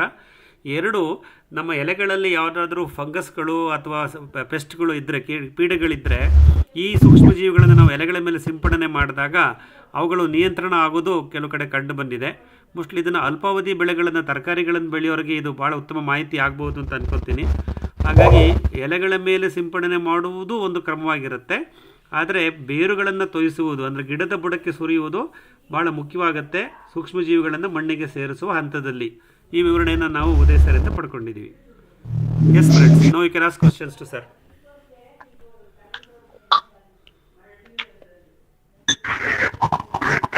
Hello, sir. Prashanti, sir. Sir, I have one question to Uday, sir. This EM1 liquid, can we directly mix with water? That way, and directly can we use it for drinking? Hello Prashant ji. Sir. Can you complete the question? Yes, sir. My question is, can we directly use EM1 liquid without activating? Can we directly use by mixing with the water? Can we use it directly? Okay. Uday sir, there is a question for you from Prashant. He is got his farm near Chitradurga. Yes sir, please. Okay. According to our Dr. Thiro Haiga, we can first, while you are applying the EM solution, if you are using for the first time, you can use it as such directly. You can use it as he is asking. But the thing is, you can dilute. The dilution should be 1 ml per liter.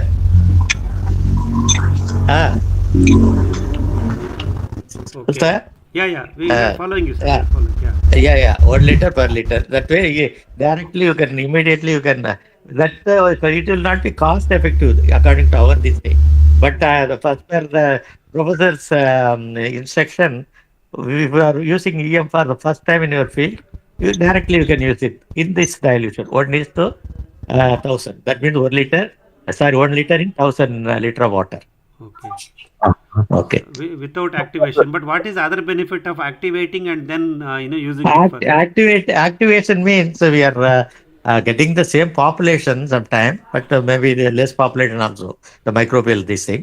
But we are getting the quantity is more now. Yeah. The cost effectiveness is very good for us. But while you are using 1 liter, cost will be around 600 rupees. Correct. Whereas the activated will be around 2-3 rupees or 5 rupees. That's all. Correct. Yeah, that's the reason. So, okay. Prashant ಅವರ ಪ್ರಶ್ನೆ, ನಾವು EM1 ಥರ ಮೂಲ ದ್ರಾವಣ ತೊಗೊಂಬರ್ತೀವಿ ಮಾರ್ಕೆಟಿಂದ ಅಥವಾ ನಮ್ಮ ಕಡೆ ಸಿಕ್ಕಿದಾಗ ಅದನ್ನು ಈ ರೀತಿ ಆಕ್ಟಿವೇಟ್ ಮಾಡಿ, ಅದನ್ನು ಬೆಲ್ಲದ ನೀರಿನಲ್ಲಿ ಅಥವಾ ಬೇರೆ ಮಾಧ್ಯಮಗಳಲ್ಲಿ ಆಕ್ಟಿವೇಟ್ ಮಾಡಿ ಆಮೇಲೆ ಡೈಲ್ಯೂಟ್ ಮಾಡಿ ಕೊಡೋದು ಒಳ್ಳೆಯದ? ನೇರವಾಗಿ ಮೂಲ ದ್ರಾವಣ ಏನು ಸಿಗುತ್ತೆ, ಸೋರ್ಸ್ ಕಲ್ಚರ್, ಅದನ್ನೇ ನೇರವಾಗಿ ನಾವು ಅಪ್ಲೈ ಮಾಡ್ಬೋದೇ ಅನ್ನೋದು ಪ್ರಶ್ನೆ ಆಗಿತ್ತು ಪ್ರಶಾಂತ್ ಅವರದ್ದು. ಅದಕ್ಕೆ ಉದಯ್ ಸರ್ ನಮಗೇನು ಹೇಳ್ತಿದ್ದಾರೆ ಅಂದರೆ, ಪ್ರಾರಂಭದಲ್ಲಿ ಅಂದರೆ ನಾವು ಕೃಷಿ ಭೂಮಿ ತಗೊಂಡ ಹೊಸರಲ್ಲಿ ಸೂಕ್ಷ್ಮಜೀವಿಗಳನ್ನು ಮಣ್ಣಿಗೆ ಸೇರಿಸಬೇಕಾದ್ರೆ ಈ ಮೂಲ ದ್ರಾವಣವನ್ನು ನೇರವಾಗಿ ಬಳಸ್ಬೋದು ಅಂತ ಅವರು ಜಪಾನಿನ ವಿಜ್ಞಾನಿ ಡಿಗಾ ಅನ್ನೋರು ಹೇಳ್ತಾರೆ. ಅವಾಗ ಏನು ಮಾಡಬೇಕಂದ್ರೆ ಅವರು 1:1000 ಅಂದರೆ 1 ಲೀಟರ್ ಮೂಲ ದ್ರಾವಣಕ್ಕೆ 1000 ಲೀಟರ್ ನೀರಿನಲ್ಲಿ ಅದನ್ನು ಮಿಶ್ರಣ ಮಾಡಿ ಆಕ್ಟಿವೇಟ್ ಮಾಡಿದಲೇ ನೇರವಾಗಿ ನೀವು ಮಣ್ಣಿಗೆ ಅದನ್ನು ಸೇರಿಸ್ಬೋದು ಅಂತ ಹೇಳ್ತಾರೆ. ಆದರೆ ನಾವು ಕಂಡುಹಿಡ್ಕೊಂಡಿರೋ ಪ್ರಯೋಗ ಏನಪ್ಪ ಅಂತಂದರೆ, ಮೂಲ ದ್ರಾವಣವನ್ನು 4 ದಿವಸ ಅದನ್ನು ಆಕ್ಟಿವೇಟ್ ಮಾಡಿ ಸೂಕ್ಷ್ಮಜೀವಿಗಳ ಸಂಖ್ಯೆಯನ್ನು ಜಾಸ್ತಿ ಮಾಡಿಕೊಂಡು ಬಳಸೋದ್ರಿಂದ ನಮಗೆ 1 ಲೀಟ್ರಿಗೆ 600 ರೂಪಾಯಿ ಕೊಟ್ಟು ಏನು ಲ್ಯಾಂಡನ್ನು ಕವರ್ ಮಾಡ್ತೀವೋ ಅಷ್ಟು ನಾವು ಅದನ್ನು ಕಡಿಮೆ ದುಡ್ಡಿನಲ್ಲಿ ನಾವು ಕವರ್ ಮಾಡ್ಬೋದು, ಜಾಸ್ತಿ ಸೂಕ್ಷ್ಮಜೀವಿಗಳ ದ್ರಾವಣವನ್ನು ತಯಾರು ಮಾಡ್ಕೋಬೋದು ಅನ್ನೋ ಒಂದು ವಿಧಾನ ಬರುತ್ತೆ. ಇದು ನಮಗೆ ಉದಯವರಿಂದ ಸಿಕ್ಕಂಥ ವಿವರಣೆ. ಕೇಳಿಯಪ್ಪ, ಇನ್ಯಾವುದಾದ್ರು ಪ್ರಶ್ನೆ ಇದ್ರೆ ಕೇಳಿ, ಫೀಡ್ಬ್ಯಾಕ್ ಕೊಡಿ ಸರ್ಗೆ. ಹೇಗೆ ಅನ್ನಿಸ್ತಾ ಇದೆ? How is the program going? Please give the feedback. Sir ನಮಸ್ತೆ, ರವಿಕುಮಾರ್ ಸರ್, ಭದ್ರಾವತಿ. ಹೇಳಿಯಪ್ಪ, ಕೇಳಿ ಸರ್. ಸರ್ ರೈಸ್ ಮತ್ತೆ ಮಿಲ್ಕ್ ಉಪಯೋಗಿಸ್ಬಿಟ್ಟು ಮನೆಯಲ್ಲೇ ತಯಾರು ಮಾಡ್ಕೋಬಹುದು ಅಂತ ಹೇಳಿದ್ರಲ್ಲ, ಹೇಗೆ ಸರ್ ಅದು? ಅದು ಇಂಡಿಜಿನಿಯಸ್ ಮೈಕ್ರೋ ಆರ್ಗಾನಿಸಮ್ IMO ಅಂತ ನೀವು ಹುಡುಕಿ ಕೊರಿಯನ್ ನ್ಯಾಚುರಲ್ ಫಾರ್ಮಿಂಗ್ KNF ಅನ್ನೋ ಒಂದು ಡಾಕ್ಯುಮೆಂಟೇಶನ್ ಅದ್ರ ಬಗ್ಗೆ ಬರೆದಿದ್ದಾರೆ IMO ಅಂತ. ಅಕ್ಕಿ ತೊಳೆದ ನೀರು ಮತ್ತು ಹಾಲು, ಕರೆದ ಹಾಲು ಅಂದರೆ ಬಿಸಿ ಮಾಡದ ಹಾಲು, ಹಸುವಿಂದ ಕರ್ಕೊಂಬರ್ತೀವಲ್ಲ ಆ ಥರ ಹಾಲು, ಅವೆರಡನ್ನೂ ಮಿಶ್ರಣ ಮಾಡಿ 28 ದಿವಸ ಅದನ್ನು ಇಟ್ಟು ಮಣ್ಣಿನ ಪಾತ್ರೆಯಲ್ಲೋ, ಪ್ಲಾಸ್ಟಿಕ್ ಬೇಡ, ಮಣ್ಣಿನ ಪಾತ್ರೆಯಲ್ಲಿ ಇಟ್ಟು ಅದನ್ನು ಸೂಕ್ಷ್ಮಜೀವಿಗಳ ಸಂಖ್ಯೆಯನ್ನು ಜಾಸ್ತಿ ಮಾಡ್ಕೋಬೋದು ಅಂತಾರೆ. ಅದಕ್ಕೆ IMO ಅಂತ ಹೇಳ್ತಾರೆ, ಇಂಡಿಜಿನಿಯಸ್ ಮೈಕ್ರೋ ಆರ್ಗ್ಯಾನಿಸಮ್. ಅಂದರೆ ನಾವು ಸೂಕ್ಷ್ಮಜೀವಿಗಳು ಬೇಕಾದಾಗ ಮಾರ್ಕೆಟಿಂದ ತರಬೇಕು ಅಂತೇನಿಲ್ಲ, ನಾವೇ ಮಾಡ್ಕೋಬೋದು. ಅಕ್ಕಿ ತೊಳೆದ ನೀರನ್ನು ಬಳಸಿ ಅದಕ್ಕೆ ಕರೆದ ಹಾಲನ್ನು ಸೇರಿಸಿ, ಕಾಯಿಸದ ಕರೆದ ಹಾಲನ್ನು ಸೇರಿಸಿ 28 ದಿನ ಇಟ್ಕೋಬೋದು ಅಂತ. ಅದ್ರ ಬಗ್ಗೆ ಡಾಕ್ಯುಮೆಂಟೇಷನ್ ತುಂಬ ಇದೆ ರವಿ ಅವರೇ. KNF ಅಂತ, ಕೊರಿಯನ್ ನ್ಯಾಚುರಲ್ ಫಾರ್ಮಿಂಗ್ ಇದರಲ್ಲಿ ಅದನ್ನು ತುಂಬ ಚೆನ್ನಾಗಿ ಡಾಕ್ಯುಮೆಂಟ್ ಮಾಡಿದ್ದಾರೆ. ಕಳೆದ ವಾರ ನಮ್ಮ ವಿಭೋ ಫಾರಮ್ನ ಪದ್ಮಪ್ರಿಯಾ ಮೇಡಮ್ ಚೆನ್ನೈಯಿಂದ ಕನೆಕ್ಟ್ ಆಗಿದ್ರಲ್ಲ, ಅವರು ಇದನ್ನು ಸತತವಾಗಿ ಮಾಡ್ತಾ ಇದ್ದೀನಿ ಅನ್ನೋ ಒಂದು ವಿವರಣೆಯನ್ನು ನಮಗೆ ಕಳೆದ ಬುಧವಾರ ಕೊಟ್ಟಿದ್ದರು. IMO ಬಗ್ಗೆ, indigenous micro organism. Rajinath sir, yes sir. the milk, that rice rinsed water is again our own EM. We are calling it that Korean natural farming IMO is that material is they are using rice, cooked rice. Boiled rice. Okay. Boiled rice, Naren Reddy sir is telling about that, correct. That is IMO. That means indigenous, our own the microorganism from our own field can be developed. So that milk and rice rinsed water is it's a sort of EM which we now we are talking about. It's okay. We have to mix some native soil also, no sir, in that pot. That rice you can use the native soil. Okay. But for milk, this milk product no need for soil. Local soil. Okay Ravi ಅವರೇ, sir ಇವಾಗ 2 clarification ಕೊಡ್ತಿದ್ದಾರೆ ನಮಗೆ. ನಾವು ಅಕ್ಕಿ ತೊಳೆದ ನೀರು ಮತ್ತು ಕಾಯಿಸದ ಹಾಲು ಮಾಡಿಕೊಂಡಾಗ ನಮ್ಮ ಸ್ಥಳೀಯ ಮಣ್ಣನ್ನು ಸೇರಿಸೋದು ಬೇಡ, ಅದು ಹಾಗೆ ಸೂಕ್ಷ್ಮಜೀವಿಗಳು ಡೆವಲಪ್ ಆಗ್ತವೆ, ಅದನ್ನು ನಾವು ಬಳಸ್ಬೋದು. ಇಲ್ಲ ನಮಗೆ ಹಾಲು ಸಿಗಲ್ಲ, ಅಕ್ಕಿ ತೊಳೆದ ನೀರು ಮಾತ್ರ ಇದೆ ಅಂದಾಗ ಅಕ್ಕಿ ತೊಳೆದ ನೀರಿಗೆ ನಮ್ಮ ತೋಟದ್ದೇ ಮಣ್ಣು, ಮೇಲ್ಮಣ್ಣು, ರಾಸಾಯನಿಕ ಬಳಸದೇ ಇರೋ ಜಾಗದಲ್ಲಿ ಮೇಲ್ಮಣ್ಣು ತಂದು ಹಾಕಿ ಅಲ್ಲಿರೋ ಸೂಕ್ಷ್ಮಜೀವಿಗಳನ್ನು ನಾವು ಅಭಿವೃದ್ಧಿ ಮಾಡ್ಕೋಬಹುದು. ಇದು ನಮ್ಮ ಸ್ಥಳೀಯವಾದ್ದು, ಇದು ಕೊರಿಯನ್ ಸಿಸ್ಟಮ್ದಲ್ಲ. ಕೊರಿಯನ್ ಸಿಸ್ಟಮ್ನಲ್ಲಿ ಅಕ್ಕಿನ ಬೇಯಿಸಿ ಅನ್ನ ಮಾಡಿ ಮಣ್ಣಿನ ಪಾತ್ರೆಯಲ್ಲಿ ಹಾಕಿ ಭೂಮಿಯೊಳಗೆ ಹೂತಿಟ್ಟು ಎಲ್ಲ ಮಾಡಬೇಕು. ಅದನ್ನು ನಾರಾಯಣ ರೆಡ್ಡಿ ಸರು ನಮ್ಮ ವಿವರಣೆ ಕೊಡ್ತಾಯಿದ್ರು. ಹಾಗಾಗಿ 2 ಥರನೂ ಮಾಡ್ಬೋದು. ಒಂದು ಅಕ್ಕಿ ತೊಳೆದ ನೀರು ಮತ್ತು ಹಾಲು, ಆವಾಗ ನಮ್ಮ ಮಣ್ಣು ಬೇಕಾಗಲ್ಲ. ಇನ್ನೊಂದು ಅಕ್ಕಿ ತೊಳೆದ ನೀರು ಮತ್ತು ಸ್ಥಳೀಯ ಮಣ್ಣು, ಇವೆರಡನ್ನು ಬಳಸಿ ನಾವು ಸೂಕ್ಷ್ಮಜೀವಿಗಳನ್ನು ಅಭಿವೃದ್ಧಿ ಮಾಡ್ಕೋಬಹುದು ಯಾವುದೇ ವೆಚ್ಚವಿಲ್ಲದೆ. Thank you sir. ಈಗ ಸರ್ ಇದು 28 ಡೇಸ್ ಪ್ರಿಪರೇಷನ್ ಆದ್ಮೇಲೆ ಅಗೇನ್ 1:1000 ಲೀಟರ್ ಇದು ಮಾಡ್ಕೊಂಡು ಅಪ್ಲೈ ಮಾಡ್ಕೋಬೇಕು ನಮ್ಮ ಭೂಮಿಗೆ. Sir this IMO rice water and the milk as native soil after 28 days again 2 ml per liter dilution, or what is the dilution? Again 2 ml. ಅದೇ 2 ml 1 litre ತರ ಮಾಡ್ಕೋಬೇಕಂತಾರೆ. Okay thank you. Sir, what is the ratio actually? Hello. Sir, ratio for this IMO, sir? 2 ml per liter, madam. No. For the preparation, the milk and the rice water. Okay. Udayji, Maybe rice water. Manjunath. Sorry for intervening. If you take 1 liter of milk, you use 1 liter of rice rinsed water. 1:1. Okay. Then you actually, this is the process. For 4 days, 4 or 5 days, you have to keep it in a dark room. Then there will be the development of that solid body that will float on the upper side. The wave water will be in the bottom. You throw away the floating part and utilize the wave water, that pale yellow water. Then that water, if it will come around, you mix 2 liter, 1 liter of milk, 1 liter of rinse water. So it will become 2 liter. So you will get 1.5 liter of final solution.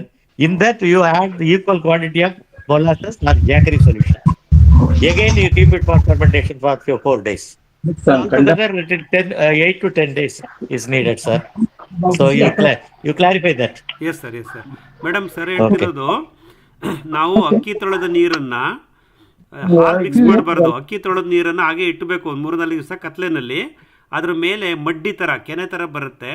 ಆ ಕೆನೆ ಅಥವಾ ಮಡ್ಡಿನ ತೆಗೆದುಬಿಡಬೇಕು, ಆವಾಗ ನೀರು ಮಾತ್ರ ಸಿಗುತ್ತೆ.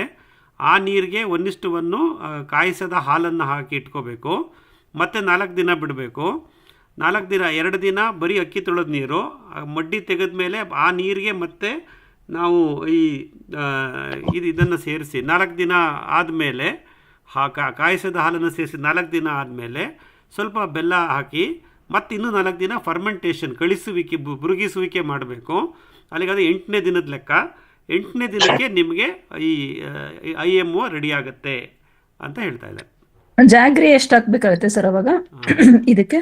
How much jaggery we have to add, sir? 1 liter of milk, unboiled milk, 1 liter of yeah, I'll take little time, Manjunath sir. Yeah, there is a confusion. Okay. First, you mix with the same day you can do, or otherwise, as you said, for 2-3 days you can leave the rice rinsed water. Then you can you mix the milk. That will take the little more time. Okay. But here, what you do, first you take 1 liter of milk, 1 liter of rice rinsed water in a container. If it is transparent container, it will be very good. Tupperware like that. You remove this thing, solid part. Okay. Then after 4 days, it become like what do you say, the paneer. Okay. A thick part will float. That you have to remove it. Then there will be 1 or 1.5 liter of whey water. With that water, if it is 1 liter of water, you mix with 1 liter of molasses or 1 liter of 1 kg of sugar. Sugar in the sense bella or this thing. Yeah. Okay, Jaggery. So then you allow it for another 4 days. That time you can use a airtight container. For the previous one, you can hide it with the cloth for aeration. Okay. First step. Second step, you put it in a airtight can, water can, and close it. 4 days, you open it, close it, close 1 time a day. Then within 4 days, that mother solution will develop. Then you can further develop as such EM Irani. Correct. Okay. So roughly it takes around 6 to 8 days, right? Yeah. madam. Yes, sir. Yes. Okay, thank you so much. Feedback ಕೊಡಿ ಉದಯ್ ಸರ್ಗೆ. Mute ಮಾಡ್ಕೊಳ್ಳಿ ಅಪ್ಪ, record ಆಗ್ತಾ ಇದೆ. Hello. ಪ್ರಶ್ನೆ ಕೇಳಿದವರು ಕೇಳಿದ ನಂತರ mute ಮಾಡ್ಕೊಳ್ಳಿ. Yes sir, Prabhu sir, please. Yeah, this question for Dr. Uday Kumar. Thanks, I missed most of your early part of this talk. But I have a couple of questions. For example, you're talking about EMI and IMO. First thing I would like to know is, did you prepare EMI yourself? Number one. Of course, you are telling how to make IMO. And if you have done experiments on plants on this both EMI and IMO, could you please tell us what is the differences between the utility of EMI and IMO? Thank you.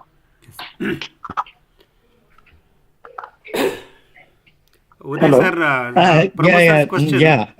Yes sir, please go ahead. Yeah, EM actually in our Tirunelveli, there is a organic farming group. There actually they are using that EM, and the result was good in all the areas. They used it in sewage water, they used in fisheries, they used in agriculture. The result I can't quantify it now. There is an impressive result. Like that in Salem, one farmer, earlier he used to prepare the EM of our preparation, and then after our YouTube, after watching my YouTube, he prepared the IMO, and he is telling IMO is better than EM. His opinion was, he applied in banana, he applied in even this one mango trees also he sprayed, and he is in kitchen garden he applied, and his impression is IMO is better than EM. Okay. So then, if that is true, then for example, if you use IMO, let us say, for example, how often you have to use, IMO for the fields? If you have coconut plantation or areca nut plantation or vegetables, usually this part of the world, generally, people are looking forward for more, commercial crops like areca. So then, what is your advice on how often you have to give IMO or EMI, any one of them? Initially, you can give it once in 15 days through irrigation water. After some time, you can prolong the period once in a month or once in twice. If you use even according to our own this thing and Professor Haiga, if you use the EM for 1 year, then consequent years there is no need for applying EM. That is also there. But here normally for paddy and other thing we are telling every time you can use it. But plantation like perennial things, you can use it at least 1 year by this interval. Initially for 1 or 2 months you use it for 15 days. Then another period for 1 month interval you can use it. Okay, but still I am not very clear. EM solution has been prepared from you guys, or you purchased it? I think, sir, you missed the early part, sir. In 1992, so Uday Kumar sir was in touch with this EMRO, EM Research Organization, Japan. So he has spoken to them, he has taken some information from them, and he brought that EM1 solution and started using with his trial runs with the farmers. That's how he started evaluating that EM1. But that time it was costing 90 rupees per liter. But now it is becoming 600 rupees per liter, so he is worried. No, that means the answer is he is buying it somewhere else. Sir, he is an independent scientist, sir. He is not from that either Maple India or from EMRO. But He sir, was still my using because question he is, had the interest on EM this solution, whether he purchased it, of course I understand that he have the interaction with one of the scientists from Japan, that's all right. Yeah. But afterwards, when using after 92, for example, it is 30, 40 years, whatever. Purchased from So a is he buying it licensed or is making it?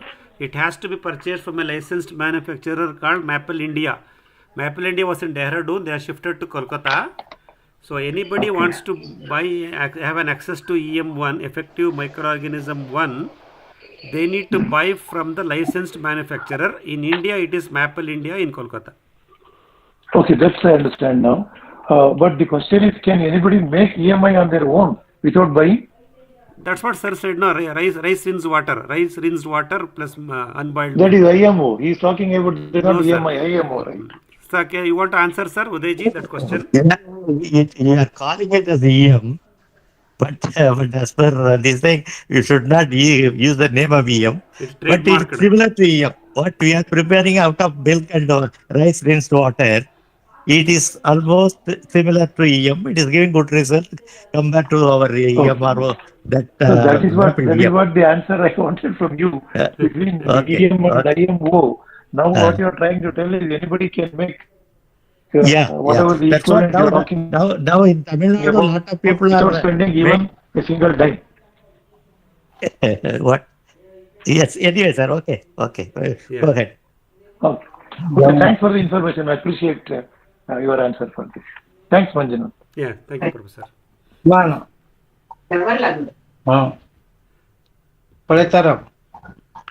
Hello, feedback ಕೊಡಿ sir. Feedback ಕೊಡಿ ಉದಯ್ ಸರ್ಗೆ. ಮುಗಿಸಕ್ಕೆ ಬರೋಣ, time ಆಯಿತು, ಸಾಕಷ್ಟು ಸಮಯ ತೊಗೊಂಡಿದ್ದೀವಿ ಅವರದ್ದು. Any few question, last question to Uday sir. We can we want to take a lot of time of him today.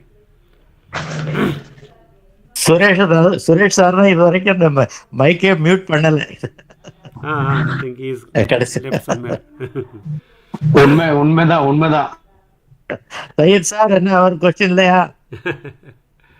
Yusuf ji, your feedback and your na varan sir. I will come to you meet.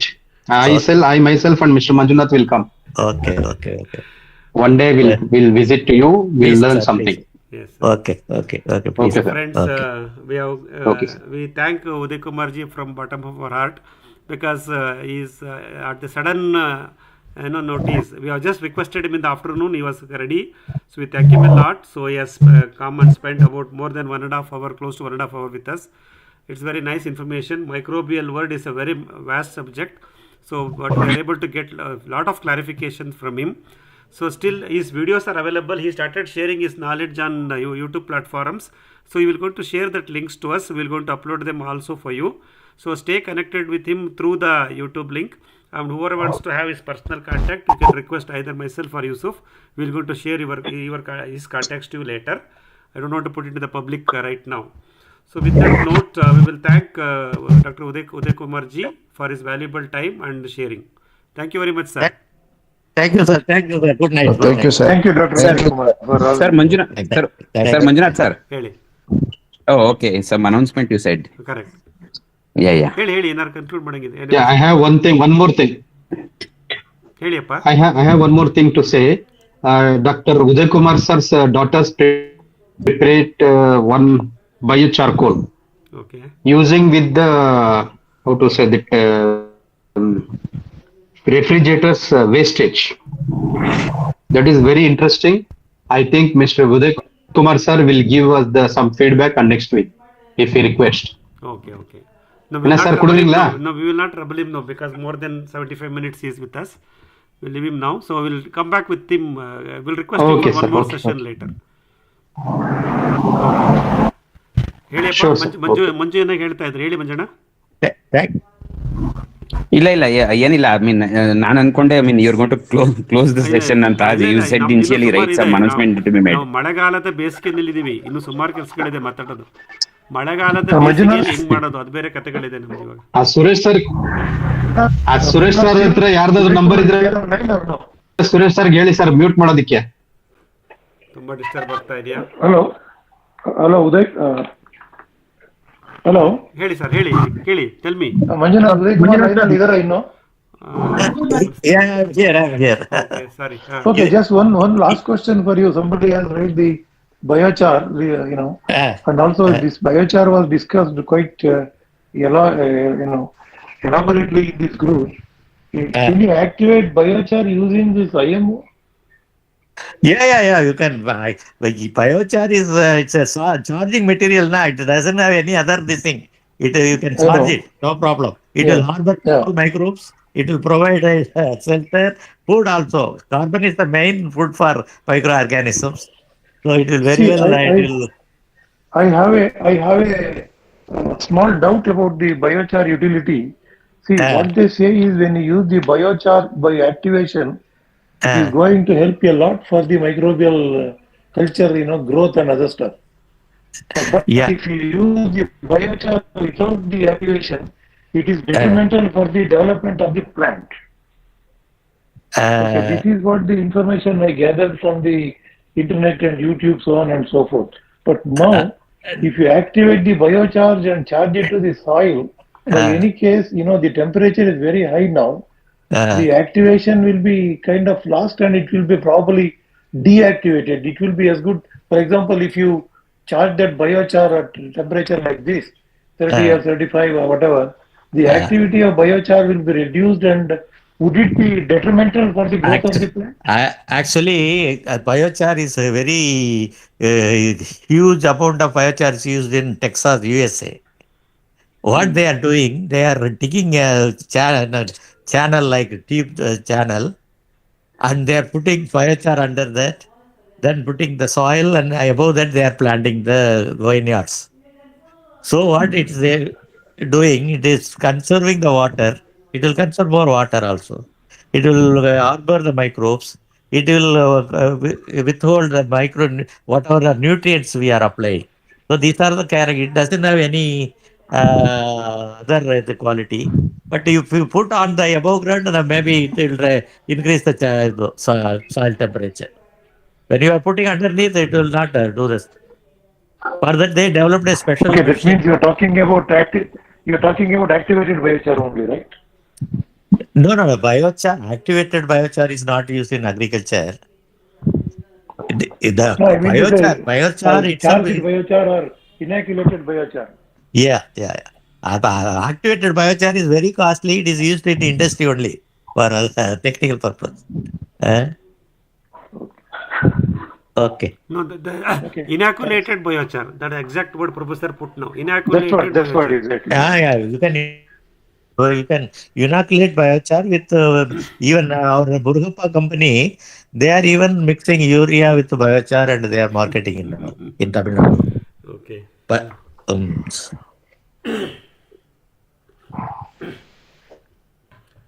Thank you, sir. Thank you, Udayji. ಹೇಳಿಯಪ್ಪ thank you. Good night. Good night.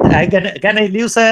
Manjunath, sir. Yes, sir. Please, sir. Please. Thank you very much, sir. Thank you very much. Thank you, sir. Thank you. Good night. Thank you, sir. Thank you. Thank you, Dr. Uday Kumar. Thank you, sir. Okay ಮಿತ್ರರೇ, ಇದುವರೆಗೂ Uday Kumar sir ನಮ್ಮ ಜೊತೆ ಇದ್ದರು. ಸಾಕಷ್ಟು ವಿಷಯಗಳನ್ನು ತಿಳ್ಕೊಂಡಿದ್ದೀವಿ. ಅವ್ರದ್ದು ನಾನು already ಹೇಳ್ದಂಗೆ ಯೂಟ್ಯೂಬ್ ಲಿಂಕ್ಗಳಿದೆಯಂತೆ, ನಾವೆಲ್ಲ ಶೇರ್ ಮಾಡೋಣ, ನೋಡಿ ಕಲಿತಾ ಹೋಗೋಣ, ಅವ್ರ ಜೊತೆ ಜೋಡಿಸ್ಕೊಳ್ಳೋಣ ಅಂತ ಹೇಳ್ತಾ ಈಗ ಮುಂದಿನ ಹಂತಕ್ಕೆ ಬರೋಣ. ಒಂದು ಅನೌನ್ಸ್ಮೆಂಟ್ ಇದೆ, ಆಮೇಲೆ ಪ್ರಸ್ತುತ ಯಾವ್ದಾದ್ರು ಡೌಟ್ ಇದ್ದರೆ ತಗೊಳ್ತಾ ಹೋಗೋಣ ಅಂತ. ನಿಮಗೆ ಗೊತ್ತಿರೋ ಹಾಗೆ ನಾವು ಈ ಮಾಸಿಕ ವರ್ಕ್ಶಾಪ್ ಅಂತ ಮಾಡಬೇಕು ಅಂತ ಒಂದು ಪ್ರಯತ್ನ ಮಾಡ್ತಾ ಇರ್ತೀವಿ. ಕಳೆದ ತಿಂಗಳು ಜೂನ್ 27ನೇ ತಾರೀಕು ಕೊಳ್ಳೇಗಾಲ ತಾಲೂಕಿನಲ್ಲಿ ಚಂದ್ರಶೇಖರಯ್ಯ ಅವ್ರ ತೋಟದಲ್ಲಿ ನಾವು ಮಾಡಿದ್ವಿ. ಅದು ವಿವರ ಇನ್ಫೋದಿಂದನೇ ಆರ್ಗನೈಸ್ ಮಾಡಿದರು. ಚಂದ್ರಶೇಖರಯ್ಯ ಸರ್ ತೋಟ ನಾವೆಲ್ಲವನ್ನೂ ಸೂಕ್ಷ್ಮ ಗಮನಿಸಿದ್ವಿ. ಅದನ್ನು ಮುಂದುವರಿಸ್ಕೊಂಡು ಹೋಗಬೇಕು ಅಂತೇಳಿ ಈ ತಿಂಗಳು ಅಂದರೆ ಜುಲೈ 24-25 ಮುಂದಿನ ಶುಕ್ರವಾರ ಶನಿವಾರ 2 ದಿನದ ಕಾರ್ಯಕ್ರಮ ಮಾಡೋಣ ನಮ್ಮ ದೊಡ್ಡಬಳ್ಳಾಪುರ ತಾಲೂಕು ಸಾಸ್ಲು ಹೋಬಳಿ MS ಫಾರಂನಲ್ಲಿ ಅಂತ ಯೋಚನೆ ಮಾಡ್ತಾ ಇದ್ದೀವಿ.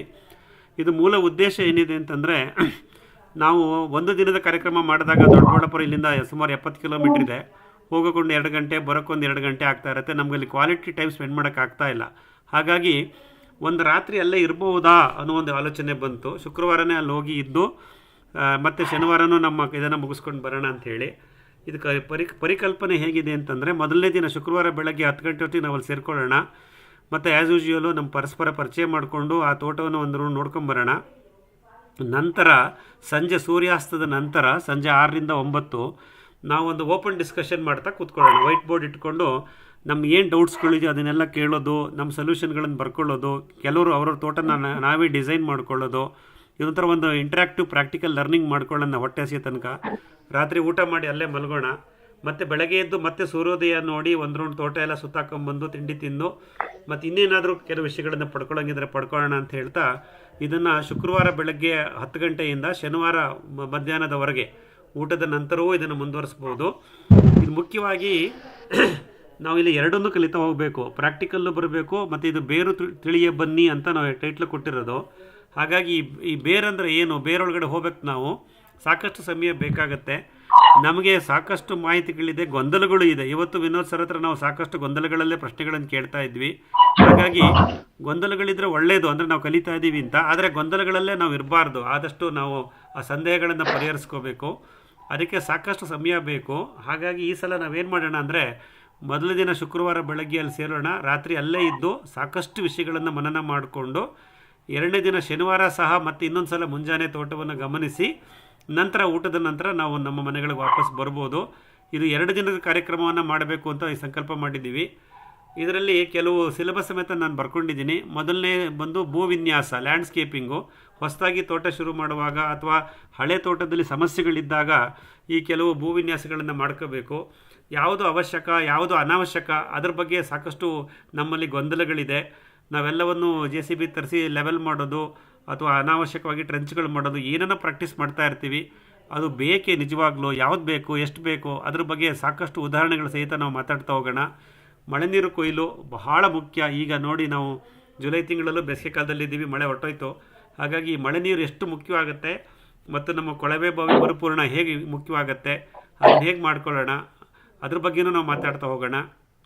ಆಮೇಲೆ ತೋಟದಲ್ಲಿ ಒಳ ರಸ್ತೆಗಳನ್ನು ಮಾಡ್ಕೊಂಡ್ರೆ ಏನಾಗುತ್ತೆ, ಆಮೇಲೆ ಕೃಷಿ ಕಾರ್ಮಿಕರ ಅವಲಂಬನೆ ಕಮ್ಮಿ ಮಾಡ್ಕೊಳ್ಳೋದು ಹೇಗೆ, men and material movement inside the farm ಅಂತೀವಿ, ಅದನ್ನೆಲ್ಲ ಹೇಗೆ ಮಾಡೋದು, ಇಷ್ಟು ವಿಷಯಗಳನ್ನು ನಾವು ಪ್ರಾಕ್ಟಿಕಲಾಗಿ ಯೋಚನೆ ಮಾಡ್ತಾ ಹೋಗೋಣ.